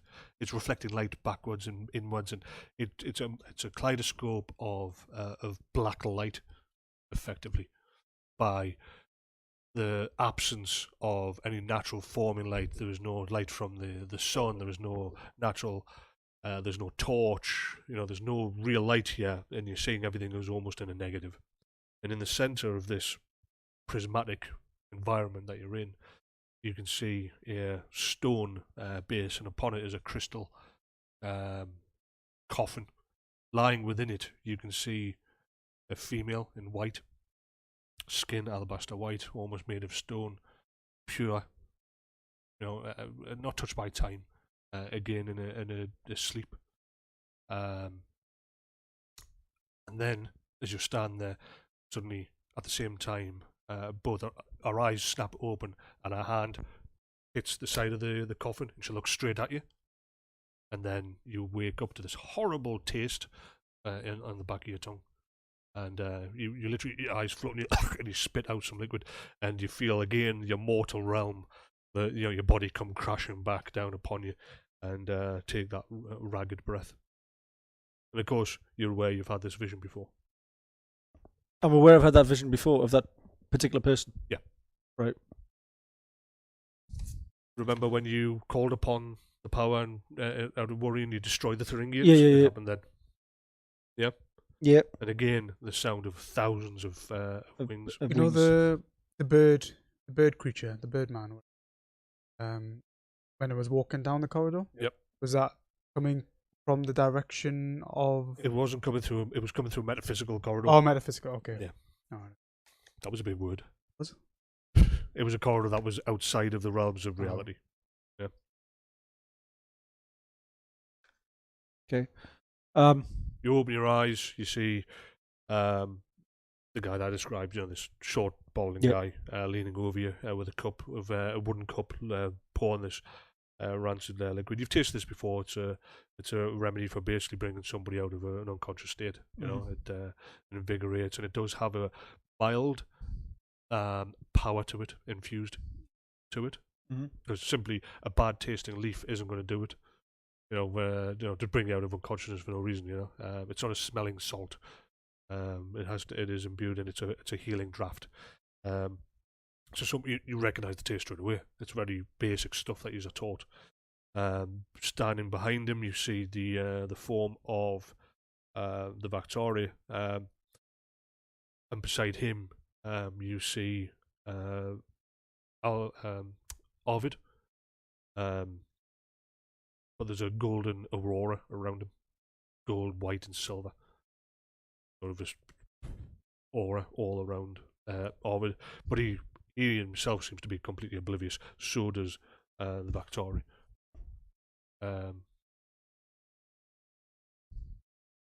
Yeah. I'll lean in and help my master to make him more comfortable. Yeah. As you said, I got noticed choking or no, spitting out crap as a reaction. You're recovering. Yeah, you're just you're a bit groggy, but with every passing moment, it recedes. Are you well, master? I think so. I said, sort of patting myself and looking for missing extremities and what have you. I sort of, as I'm helping you up and say, is it gone? Yes.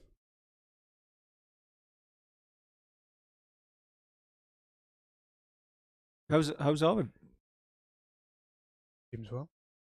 Why'd you ask? I'm fine. For God's sake, don't speak to Arvid. All right. I'm fine. It is you, my friend. Samdathai. I mean, apologies, my lord. What happened down there? The ground itself seemed to shake.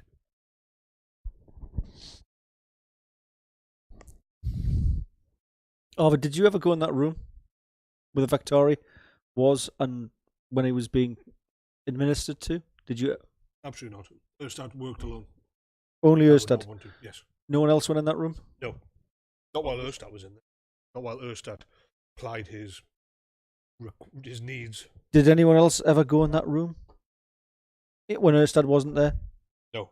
To see what the state of the inhabitant was or anything like that? No. We didn't administer. Well, I mean, when Erstat was done, he would give us explicit instructions to water, feed. And was the door ever shut when that was going on? No. No. Was he ever insistent that the door should be shut or not shut? Just after we were done, that we would keep it closed until such time as he would return. But after he'd opened it, we would clean it and then close the door, and then it would be left. He would do the opening and closing? Yes. At all times? Yes. Right. Good to know. Interesting to know. How near was it dawn time when the ceremonies to begin? How long have we been gone? Have I been out for a while, or is this been moments? I saw a look of Arvid because I'm unaware. Have we been down below for a long time? Oh no, you were. Ah. Minutes. Right. Okay, we need to make sure that those when you hit the door, did he just knock out one or two emblems, or did he make a big He didn't take any notice. He basically went scraped across it, so you didn't really have time to take on board what he saw, but he did scrape a good couple of foot across the top. Right. So, however, if it fully broke anything, it definitely broke something, or you assume it did. But if it broke that entire section, or if it was just where he first hit, then that wasn't enough. It was just a surface scratch. Bear in mind that a surface scratch won't break any sigil barriers. It has to be literally removed completely. Now, where he first thrust the spear, without a shadow of a doubt, it broke a lump of stone. But he did, like I say, it would have scraped a few feet off. Right. Okay.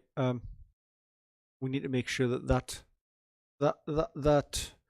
those markings are taken away or destroyed. We can't leave those in a way that they can be half formed and reformed again by accident or by intent.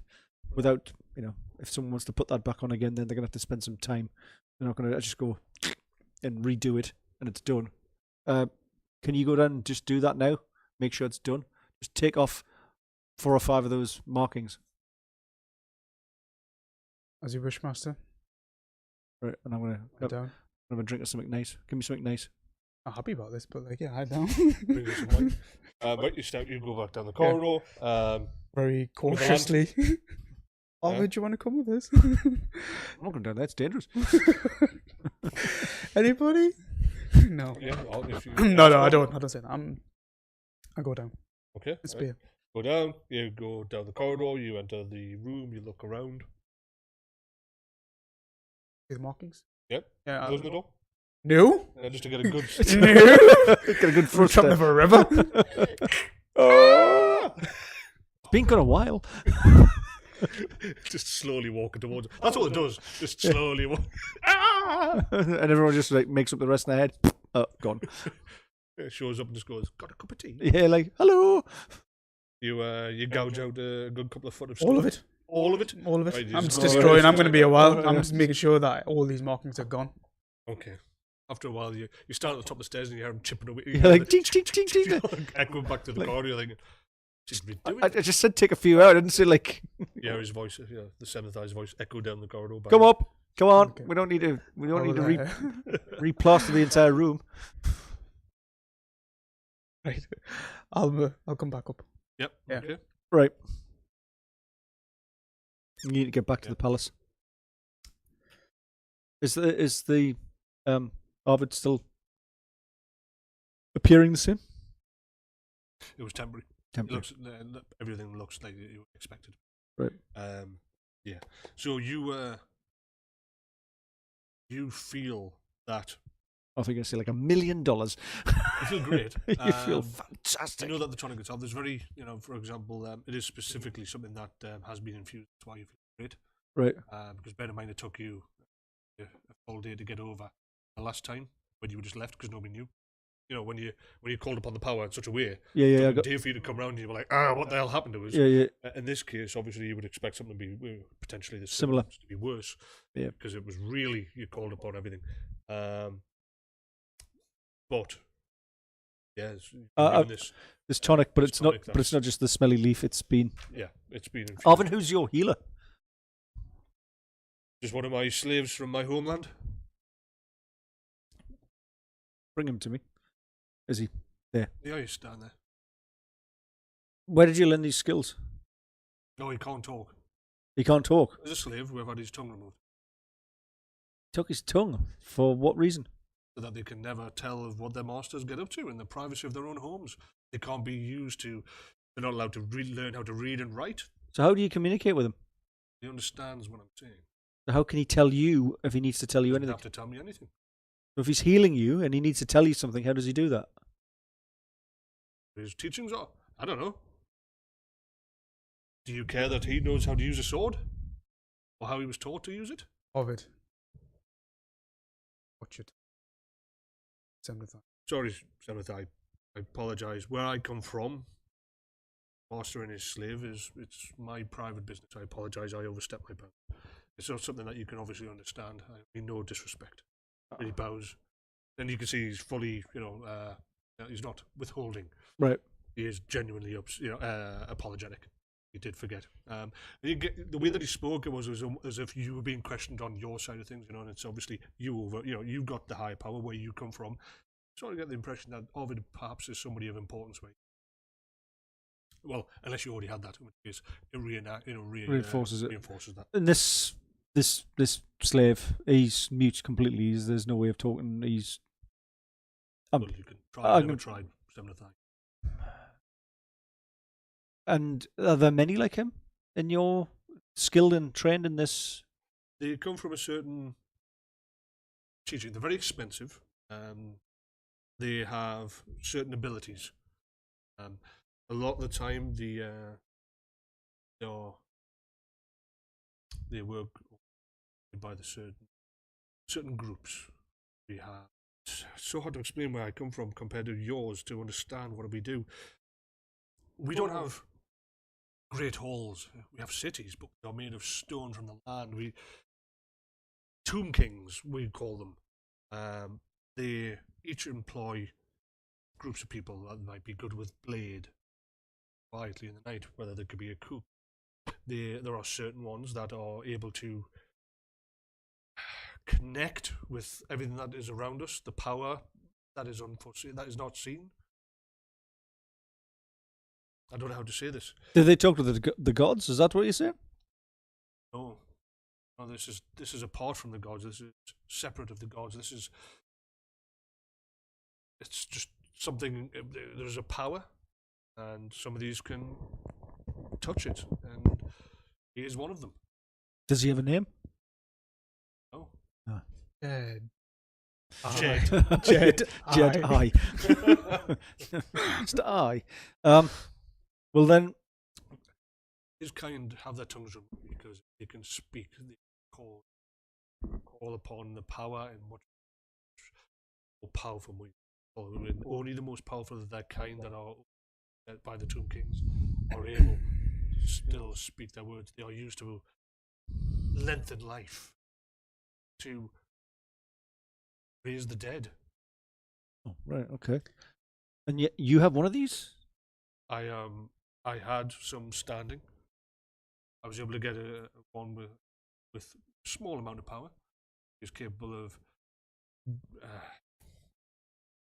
some healing. We have a look at the hand. That's the words I was thinking of saying. Steps forward, takes hold of your hand, looks up at Arvid, who goes, sort of like he nods at him, and he closes his eyes, and he basically, you feel warmth. You see something that you've never seen before. You see like a light blue and golden light start to form around him. Some of it comes from within, but he seems to draw it. It literally comes from the ground. It comes from around him.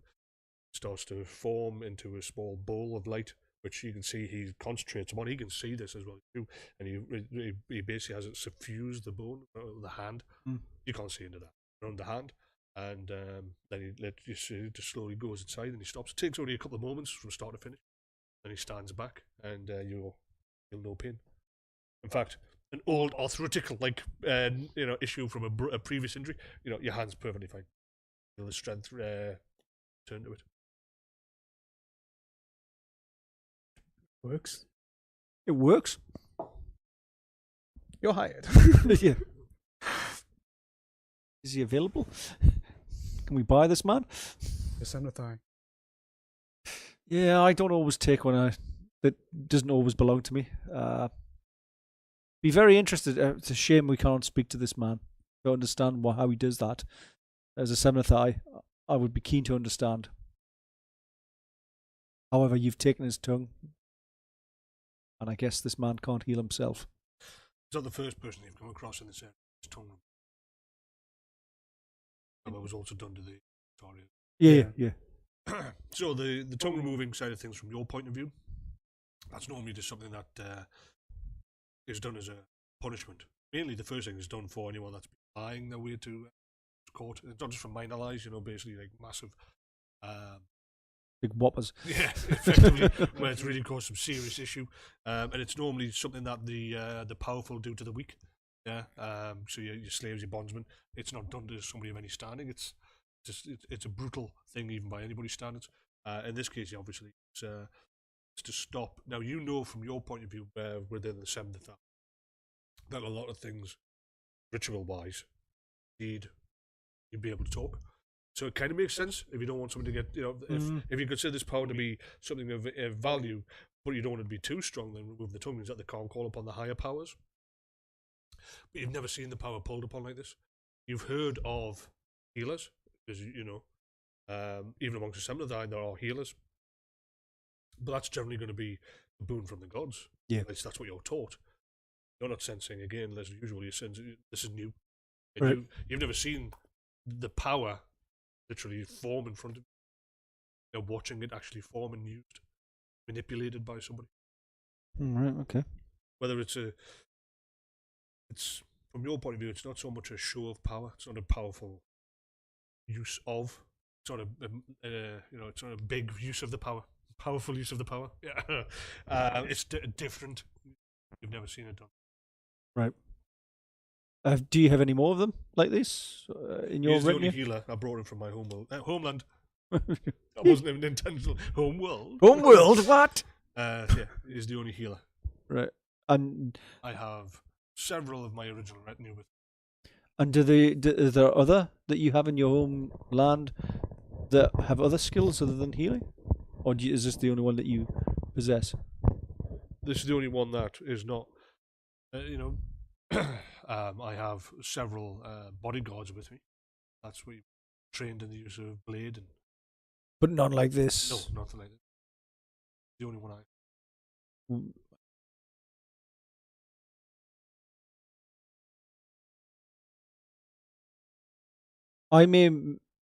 I may need to borrow this person's skills at some point.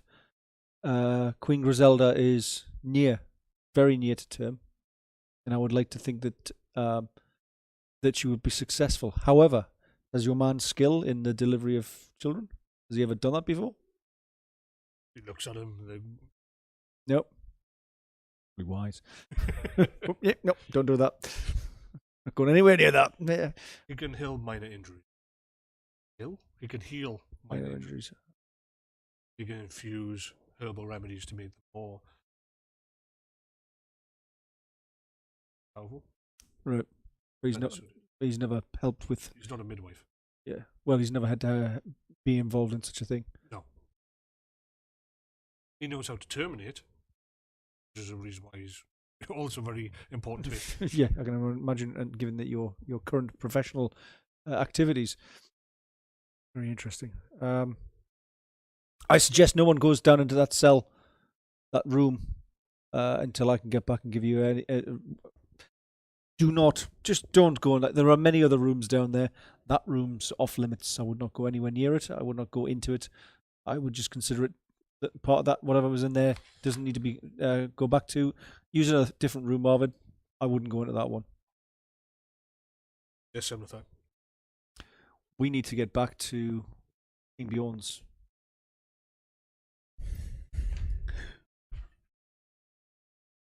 Are you able to walk? I'll stand up. Am I able to walk? Fine. I'm fine. Okay. The lead on? Yeah, lead on. Head to the... Well, as we're heading back, I'll start talking to him. We saw him through that work. That was not Semnathai. Nothing to do with any of the Semnathai. Never seen anything like that. I've never seen anything like that.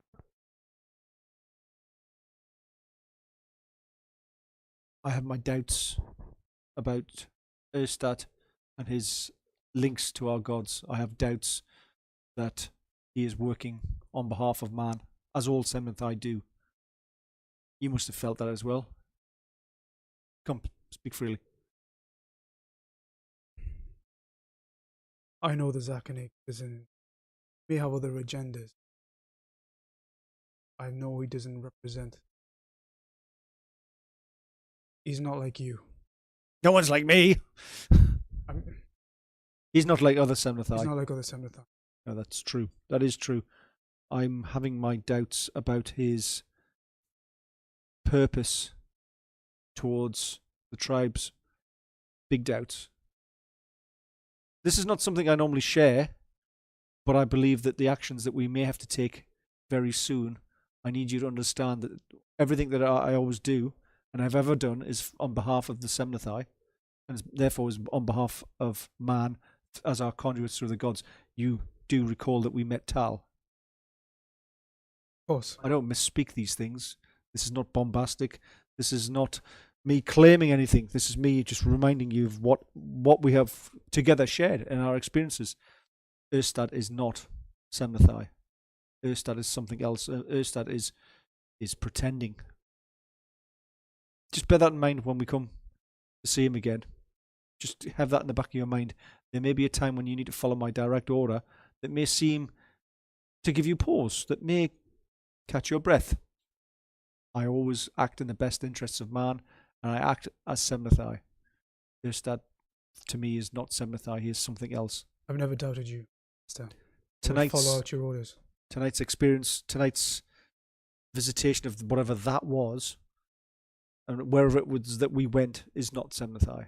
That is not the work of Tal. That is not the work of Ulrich. That is not the work of any of the gods. That's something else. What was that thing? That I will have to speak to the gods about and meditate on. Did you notice anything or different of it?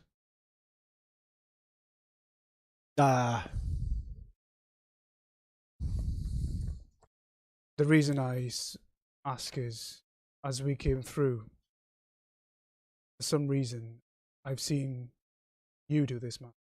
Sit in a certain way to commune with the gods, as if Arvid was similar ritualistic way.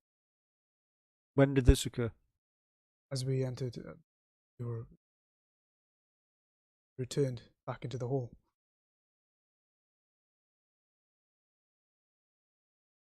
He was sitting facing the door, cross-legged, as if he was in something I could describe as a trance, if I remember. Perhaps it's nothing. Perhaps. I found it odd.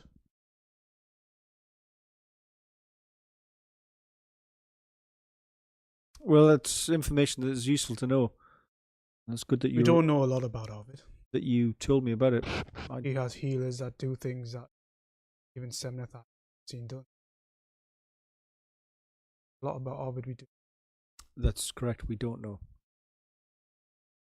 I think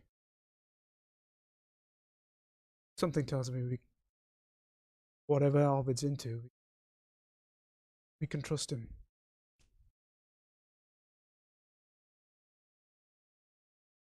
I don't know that I have a huge amount of trust for anyone other from the tribes. Anyone who has such basic hatred of the Semnathai or what they represent. Someone who seems to who relishes in the fact that they've cast off their guidance and their advisors to their gods. He does not seem to bear Semnathai any huge respect. I sense that he would prefer that if the Semnathai maybe we're not in the same position as they actually are now. And for that reason, I don't trust Arvid. Because we are the conduits of the gods. Have we not seen and talked to Tal himself? Semnathai are not here to seek power. We only seek to represent the gods and the gods' will. That's all that we seek to do. But this is where it's becoming difficult. Where do we draw? There's no line to draw. For us, ordinary. Semnathai have a long and honourable history of always presenting the gods' will. How do we know? How do we know what? How do we know they're the words? Did you not sit with me, with my father, and see Tal talk to me? No, I understand that, man. So why would that be any different for any other Semnathai? I mean, remember the Portent Feast? Recall the Portent Feast? It was all a lie. How often do Semnathai... Yep. I don't mean you, and I don't mean any disrespect, Master, but... You don't, yet you give it. So, at this point in time, what I need you to understand is that in this regards, I don't believe that Erstat is representative or representing the Semnathai. I believe what you saw at the Portent Feast, I believe that is just a mere shadow of what he's been getting up to, of what he's involved in, that isn't Semnathai business, that isn't of the tribes of man. I need you to remember that, because things may get a little awkward and a little sticky later on, and I want to make sure that your loyalties still lie with myself, and ultimately that will be lying with the Semnathai, but not Erstat, or not what Erstat maintains that he's representing, because I believe it's not. My loyalties will always lie with you, Mr. UImakor. May I ask something? Sure, go ahead. Have you? I'm a human. Of course we lie, we tell. I mean, like gods, and we always gods say one thing, and have you said another too? Of course not. As you know, you were there when Tal spoke to me. Yes. You were there, you heard my father speak. We do. The difficulty comes sometimes, and I'm sure this is something that you can understand, is the difficulty sometimes is that sometimes the gods' messages aren't as clear and as well-rounded and as obvious as perhaps that time with Tal. Sometimes their messages are more cryptic, and sometimes we have to do more interpretations. At that point, a lesser person, not versed in the language and the nuances of the god and the symbols of the gods, may determine that we are lying or telling mistruths. We are not. Sometimes we get it wrong. We are flawed. We are merely humans. Sometimes that happens. But to say that we deliberately lie, that's inaccurate. That's untrue. But sometimes we do get it wrong because we are human. And that's why we all of us rely on the gods to guide us. But at all times, our virtue and our intent is to honor the gods and provide the information as best we can to the tribes when we receive it. That is not something I see from Erstat. I see someone who's far too self-involved and someone who's involved in whatever that was that we saw. And that is not the gods. Am I a slave? You're what? Am I a slave? A slave? See me as a slave. You're not a slave. You're Vakhtari. Vakhtari are one of the most important roles that we all have in serving the gods. I have my own skills. My skills naturally elevate me to a higher level, as is the god's way, as is natural order of things, and you have your skill set. Your skill set elevates you higher than the common man. Do you consider King Bjorn a slave? Do you think King Bjorn would think twice about going against a Vaktari who had been ordered to do a particular activity by a Semnathai? Does that make King Bjorn a slave? I don't think anyone in their mind would think that's true. We all have our purpose and we all have our place to play in the hierarchy. You happen to occupy that part of the hierarchy that makes you Vaktari. I, through dint of the gods' will, happen to occupy that part that is Semnathai. It is the way of things. I don't care about King Bjorn. Well, I'm sure King Bjorn's not going to be happy when I tell him that. I don't care about it. You don't care about anyone. Do you not even care about your fellow Talon members? Just need to know. Am I just a sharpened tool for you? No, I mean, over the years we've worked together and the bonds we've shared, I don't look at you as something that could be discarded. I don't look at anything that could be discarded. I don't know the full will of the gods. My memories and my teachings have it that you don't discard things just because you don't understand them or you don't have any immediate use for them, because you don't know that you would have an immediate use, or the gods, more importantly, would have a use for you later on. You're thinking more of the teachings or the guidance that Erstat seems to be bringing from around here, which is that things can be discarded on a whim and should be physically abused and broken on a whim. That is not the Semnathai way. You know that. We only work on the direction of the gods. I can't know the gods' will until the gods tell me, and therefore, why would I treat a Vaktari or yourself, Caradak? Why would I treat you different than anyone else? Because I don't know that Ulrich does not have a purpose for you. And if I blunt that purpose, then that puts me in really poor stead with Ulrich. Do you think I want to come against Ulrich? Happens when you... Who is UImakor? He's not. As I've said, I occupy a mission on behalf of the gods. That's all it has ever been. Semnathai are just on a different part of the mission of the gods. We all work under the gods' will and under their guidance. This is the role that Tal has chosen for me. Ulrich has chosen your position for you because it best is you best serve with your skills that mission. I can't understand why or when or if his purpose is, or any of the other gods. But I do know that I don't wish to see anything mistreated for the sake of mistreatment.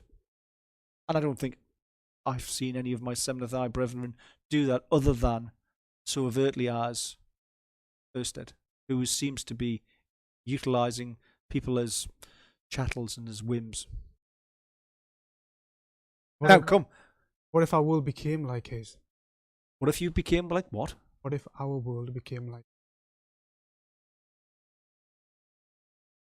Careful what you say here. Ask me to speak freely, Master.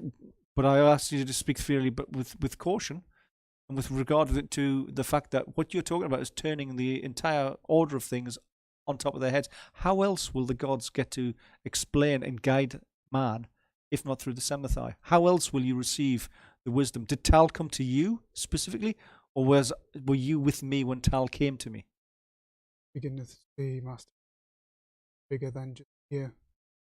There are other places. There are other lands, other worlds that we are yet to see. And that is why we need the gods to guide us through. If this is the case, and I can't say that I know the entire wide world, then I would like to voyage and venture into that new world with the blessing and guidance of Tal and the others, not by myself. If there was no Semnathai, how on earth would you receive that wisdom? How on earth would you be guided? Because Arvid's people see that wisdom. There are no Semnathai. You're also looking at the man who had his slave's tongue cut out to make sure that he couldn't speak ill of him. Is that someone that you would set your metric, your stick against as a measure? Is that the temperament you're looking for? You know, perhaps. Some of the things Arvid says make sense. Well, perhaps some things that Arvid is trying to says make sense because he is a man, and therefore he is while he might not realize it, be guided by man's gods. Maybe Tal talks to him through different means, through his own priests, through his own advisors, and he doesn't realize it. However, this is a man who cuts out and mutilates his servant, presumably on a whim.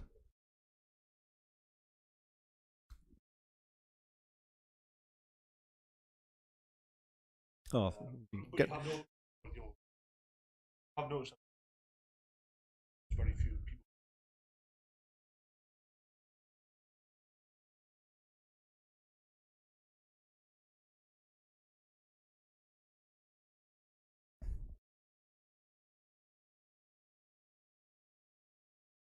Five minutes to go. It's time for the big dum-dums. Dum, dum, dum, dum. The entire thing. Oh. Mine's gone completely. Yeah, mine's fine, because I am Semnathai, and I speak the true word of the gods.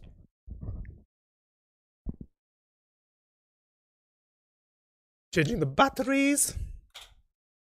See, that makes a difference. Trying to break the moment.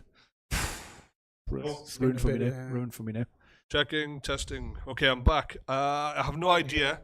I'll quickly pick up where I left off. Right, so you have been walking for the last 5 minutes since you left the Arvid's area. You've been talking at a relatively low voice. You've noticed that the streets are a lot quieter. Of course, recall that the sacrifice, the ceremony is beginning, and it's off to the northeast bank. Part of the ceremony is traditionally, when it comes to the sacrifices, especially of important people like champions, etc., as far as the Semnathai call when they call upon it, is a festival. It's a celebration of the man's life. Yep. You're aware that that aspect of it has begun. That the king, Alvar, they'll all be on the northern bank. They'll be painting themselves up.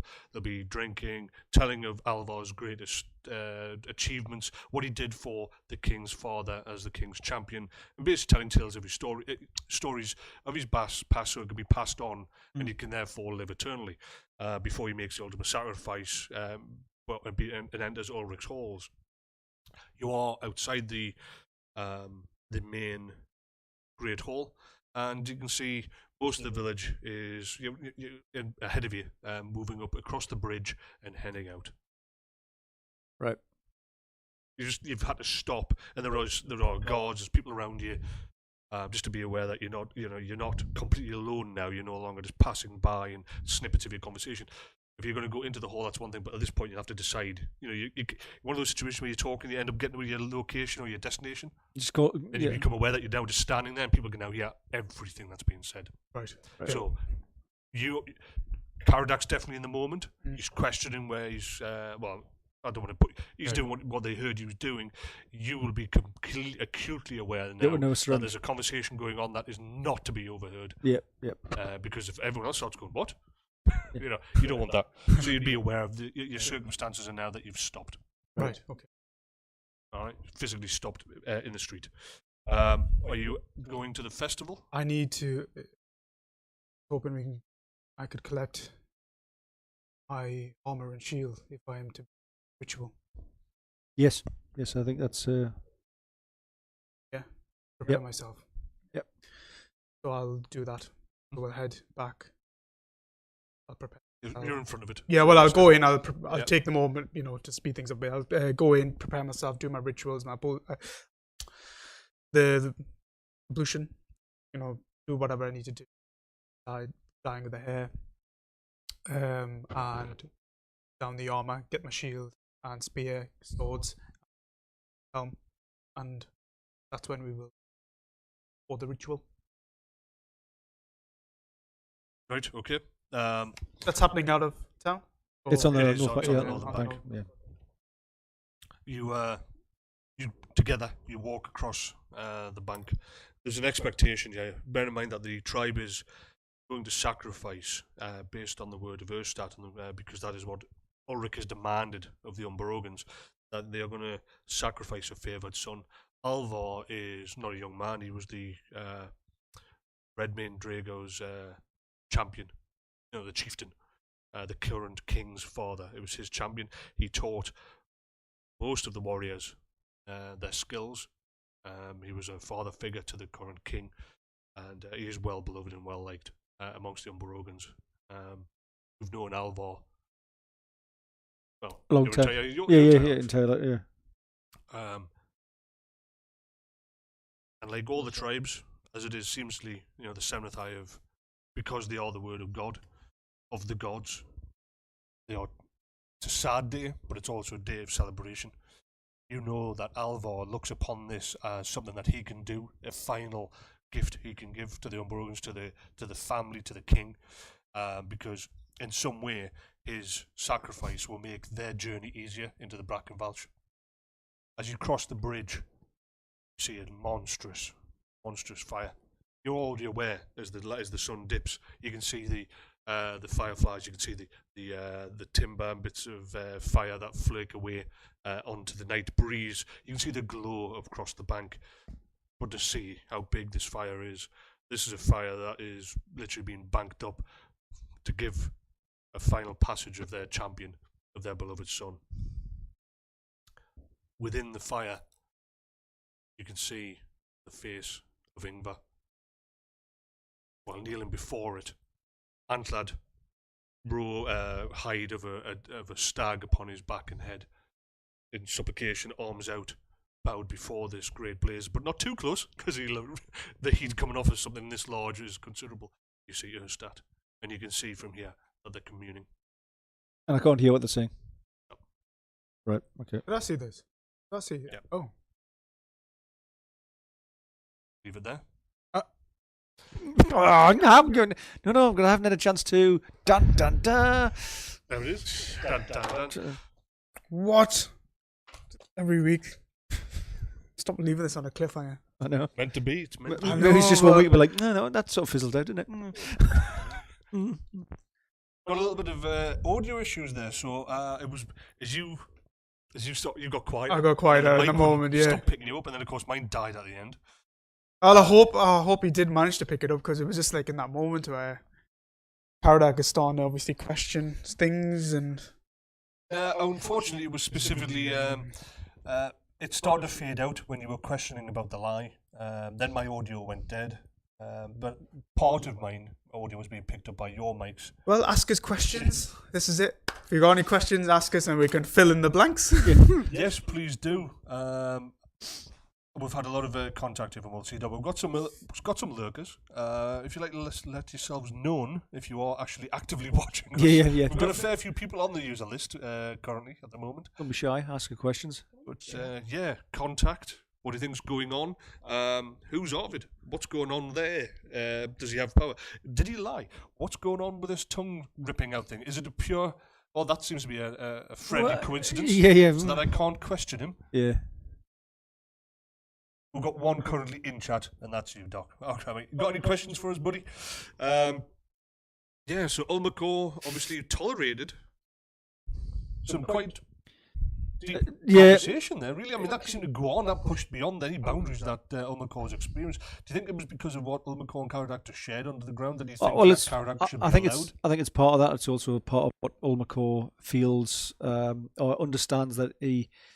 I guess you get to hear some of his UImakor's thought process about how he compartmentalizes what being a seventh eye is, and that when he's doing horrible things to people or not doing horrible things to people, it's coming from the gods. It's not, so therefore he doesn't look to, he was quite adamant that Erstat's approach, which was for his own capricious whim, is not the way that the seventh eye operate. Now it may seem to a third party and outsider looking in that that's what all seventh eye do. You start it for your own good and gain, but that's not true. That's he believes that the seventh eye are operating through the good graces of the gods, very much so because he has his personal interaction, which is so possibly unique, but certainly very personal. The fact that Tal, the father of the gods, talks to him, and he gets to see things in the way he can only experience life through his own lens, and that's how he experiences life. So he has a position where he doesn't abuse that trust that the gods put into him with the people that form different you could say lesser persons, but he just looks at it as different. They have a different purpose to serve the gods, and they've been chosen to operate at a different level. And Vaktori are Vaktori, and therefore they are the best people served to be the Vaktori in what they do. So I think he's more. He's by himself. It was just the two of them. So it wasn't, he didn't have to maintain his face in the position. B, they'd just been through whatever the hell that was that they'd just been through. Which we'll come back to what the hell that was. And that obviously brings people together. And also, he doesn't treat people as just tools, although he has said that at other times. Yeah. Well, I think he's also, his moral compass slides a bit as well. The thing I get from when I'm looking at Caradak and he interacts with people is that right now Caradak is going through, he's obviously experienced something different down there under the ground. But I think he's getting, well, this is the way it comes across to me anyway, is that Caradak sort of is becoming a wayward son because Ulmacor's allowing him to. And strange enough, when it comes to Ulmakor, the way I say Ulmakor, that Ulmakor is approachable, he's relaxed until he's challenged. Yeah. But he's challenged by the most. It doesn't have to be an overt challenge.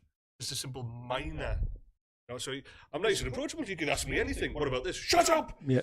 Not that. He's one of those teachers that say, there's no stupid questions until the child asks a question and he goes, "You're not listening." Yeah. Because. I mean, he'd be a pain to be working under, wouldn't he? Like, I can't quite work out what he's saying and what he's doing all the time. He sends mixed messages. Some mentions Caradak's entering his rebellious age. Phase.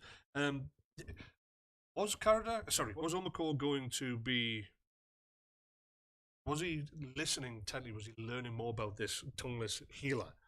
That he actually subconsciously allow the insult? Does it seem Caradak picked up on Arvid? Yeah, I did. Yeah, that's right. He did. Ulmakor was like, and he forgets because he's really sort of like, I'm interested, I'm intrigued. Well, I think this guy's basically going. I think that's part of it. Is like he saw something in terms of how the will of the gods was being manipulated by this tongueless guy, and wanted to know more about that. That was more, and probably just completely forgot with the fact that this guy was giving him a slight, But then that's what the Vaktori are there for. The Vaktori are there sometimes, to catch us and defend us, and not just in physical areas. Or maybe that's just because of the relationship that you've got with Caradak. The Caradak's like, wait a minute. You can't, whoa, he's not picked up on it, but I'm not letting that stand. And so it's a case of, because ultimately Caradak is more favoured amongst Vaktori in terms of his treatment. Other Semnathai are a little bit more brusque, shall we say? Oh, I could say that. I could say that word. Brusque. Brusque. Brusque. No, brusque. Brusque. Look it up. It's a new word. That's the word of the day. Everyone who's watching this must try and get that word in a conversation tomorrow.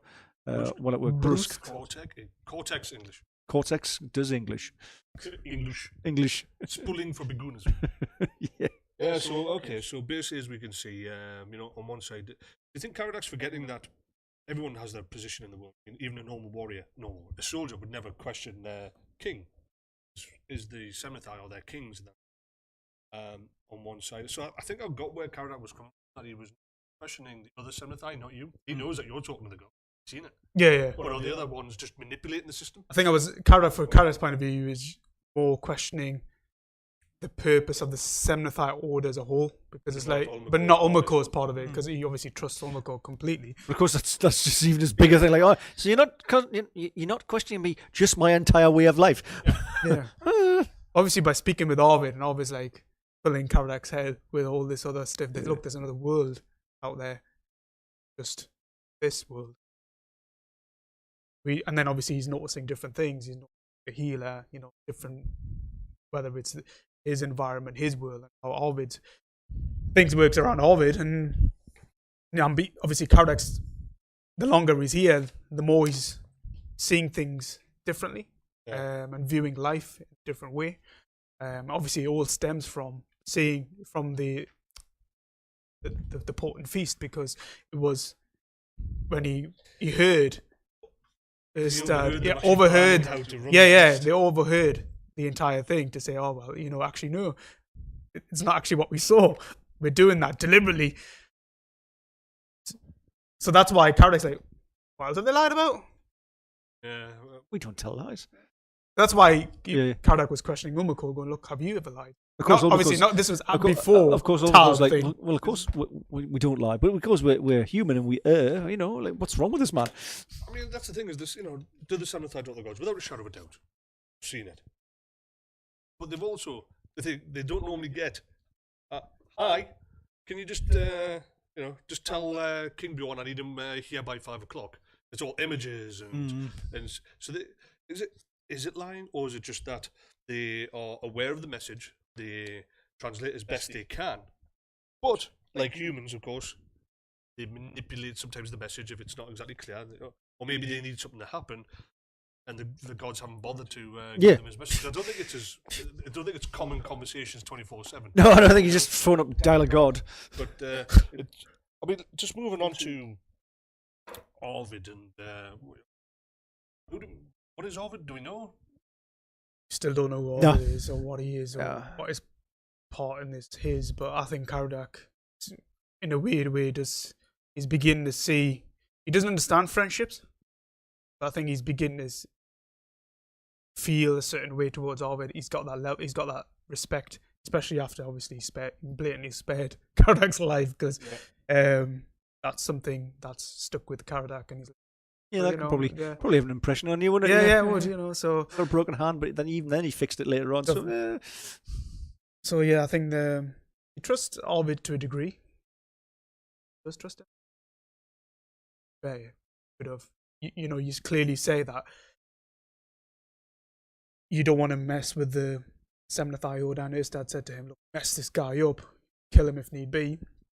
And he said no, and he didn't directly say no, but he's obviously manipulated that whole his actions scenario and his actions. Yeah, his actions are saying no.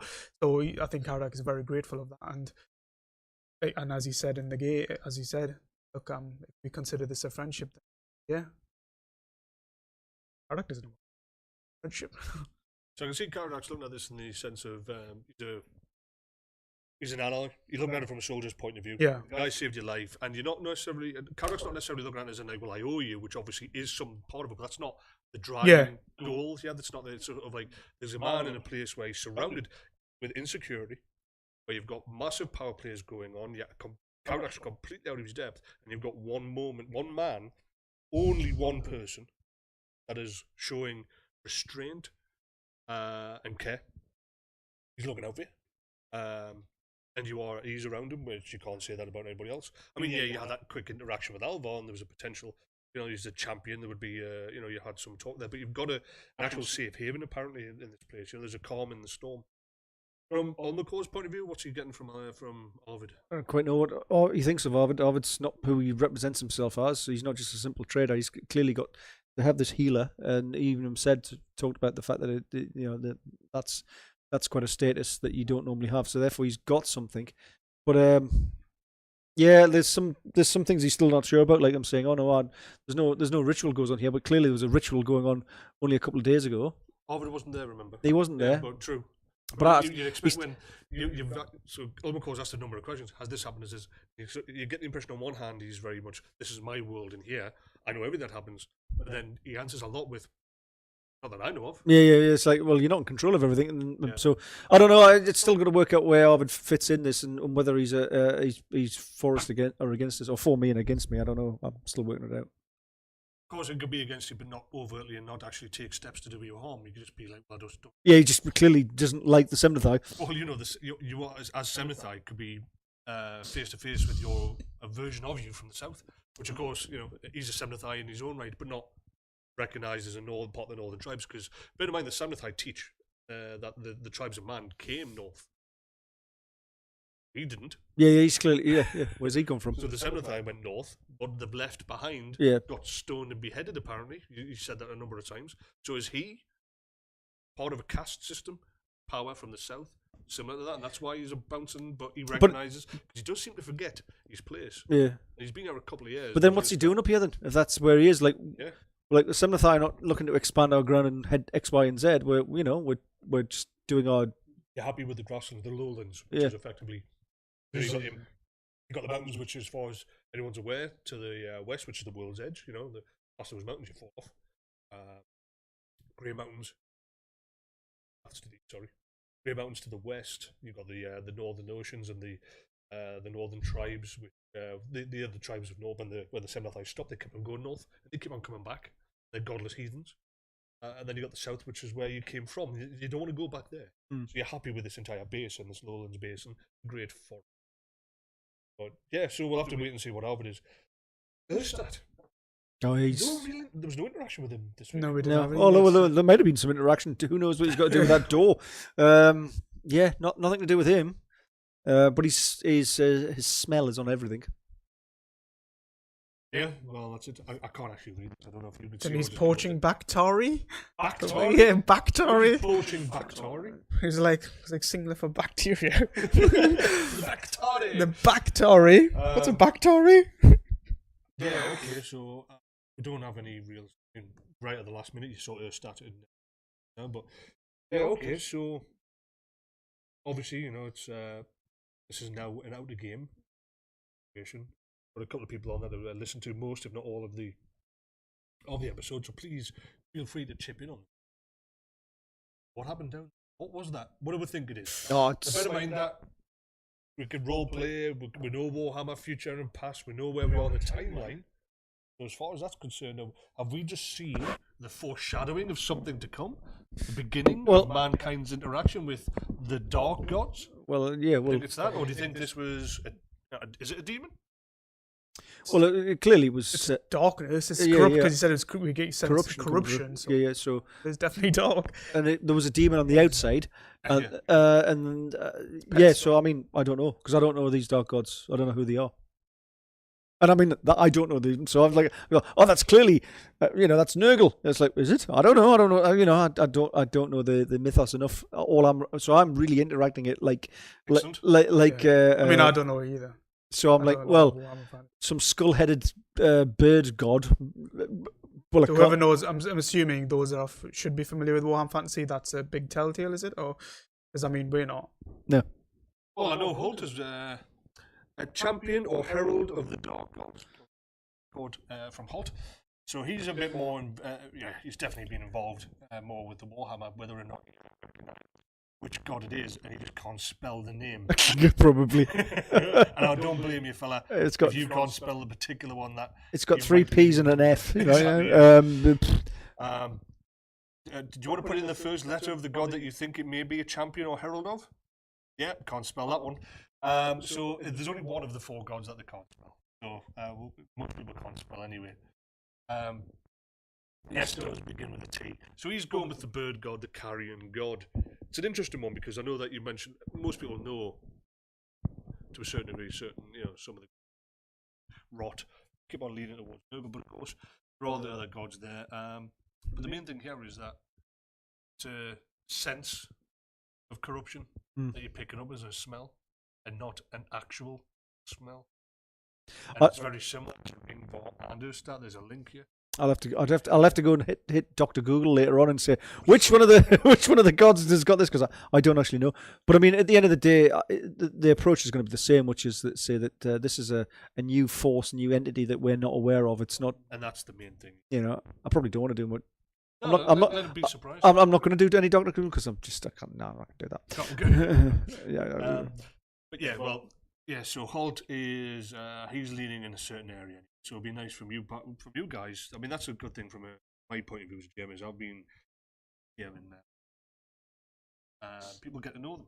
You know, they could spot them immediately whether their character should know or not. In your case, you're actually a perfect side of it because you don't know them. No. You know, so this could be anything, and I like that. So this is a time frame where they haven't been given names, and even that's the other thing is people don't tend to get even in the current time frame. And I don't mean the current one where they've destroyed the world. I mean, the world still exists.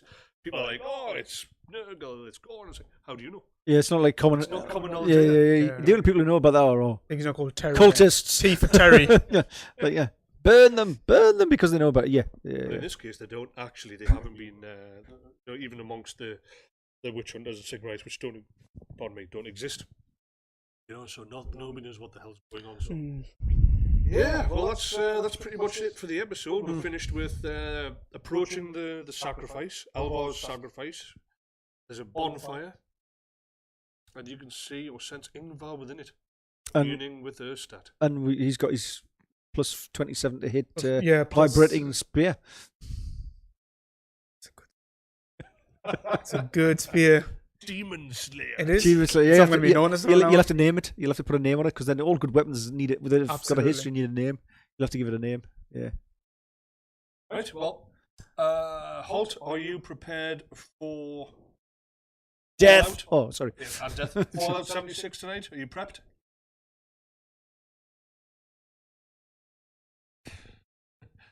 Yep, Holt is, and Doc sent. I don't actually know how to describe that sort of look and but are you going to be on? Yes or no? I don't know. I don't know. He just throws in the spot like that. On You're the not spot. There's a bus. Oh, it's a lull. It's a lull. It's a lull. What's a lull? Lull. Lull. Lull. Yeah, but lulls. Lulls. On the spot, mate. Yeah. I don't know. I don't think Can you so. zoom this camera in just on tight? I don't think tight so on, because tight on Talbot's face, like the sweat Yeah. just running down. I don't want to. stuff to do, you know. Oh, we'll see what happens. I know that people were calling out for Talbot last night, and I don't have anywhere the charisma to run a show by myself, or is it confidence? As long as it was one other person that didn't fall asleep on it, that would be good. Ooh, that's harsh. Someone that could stay awake, Yeah. put his big boy pants on. Yeah. Yeah. Dancing around, and then in comes Talbot with he's like, "You mean him?"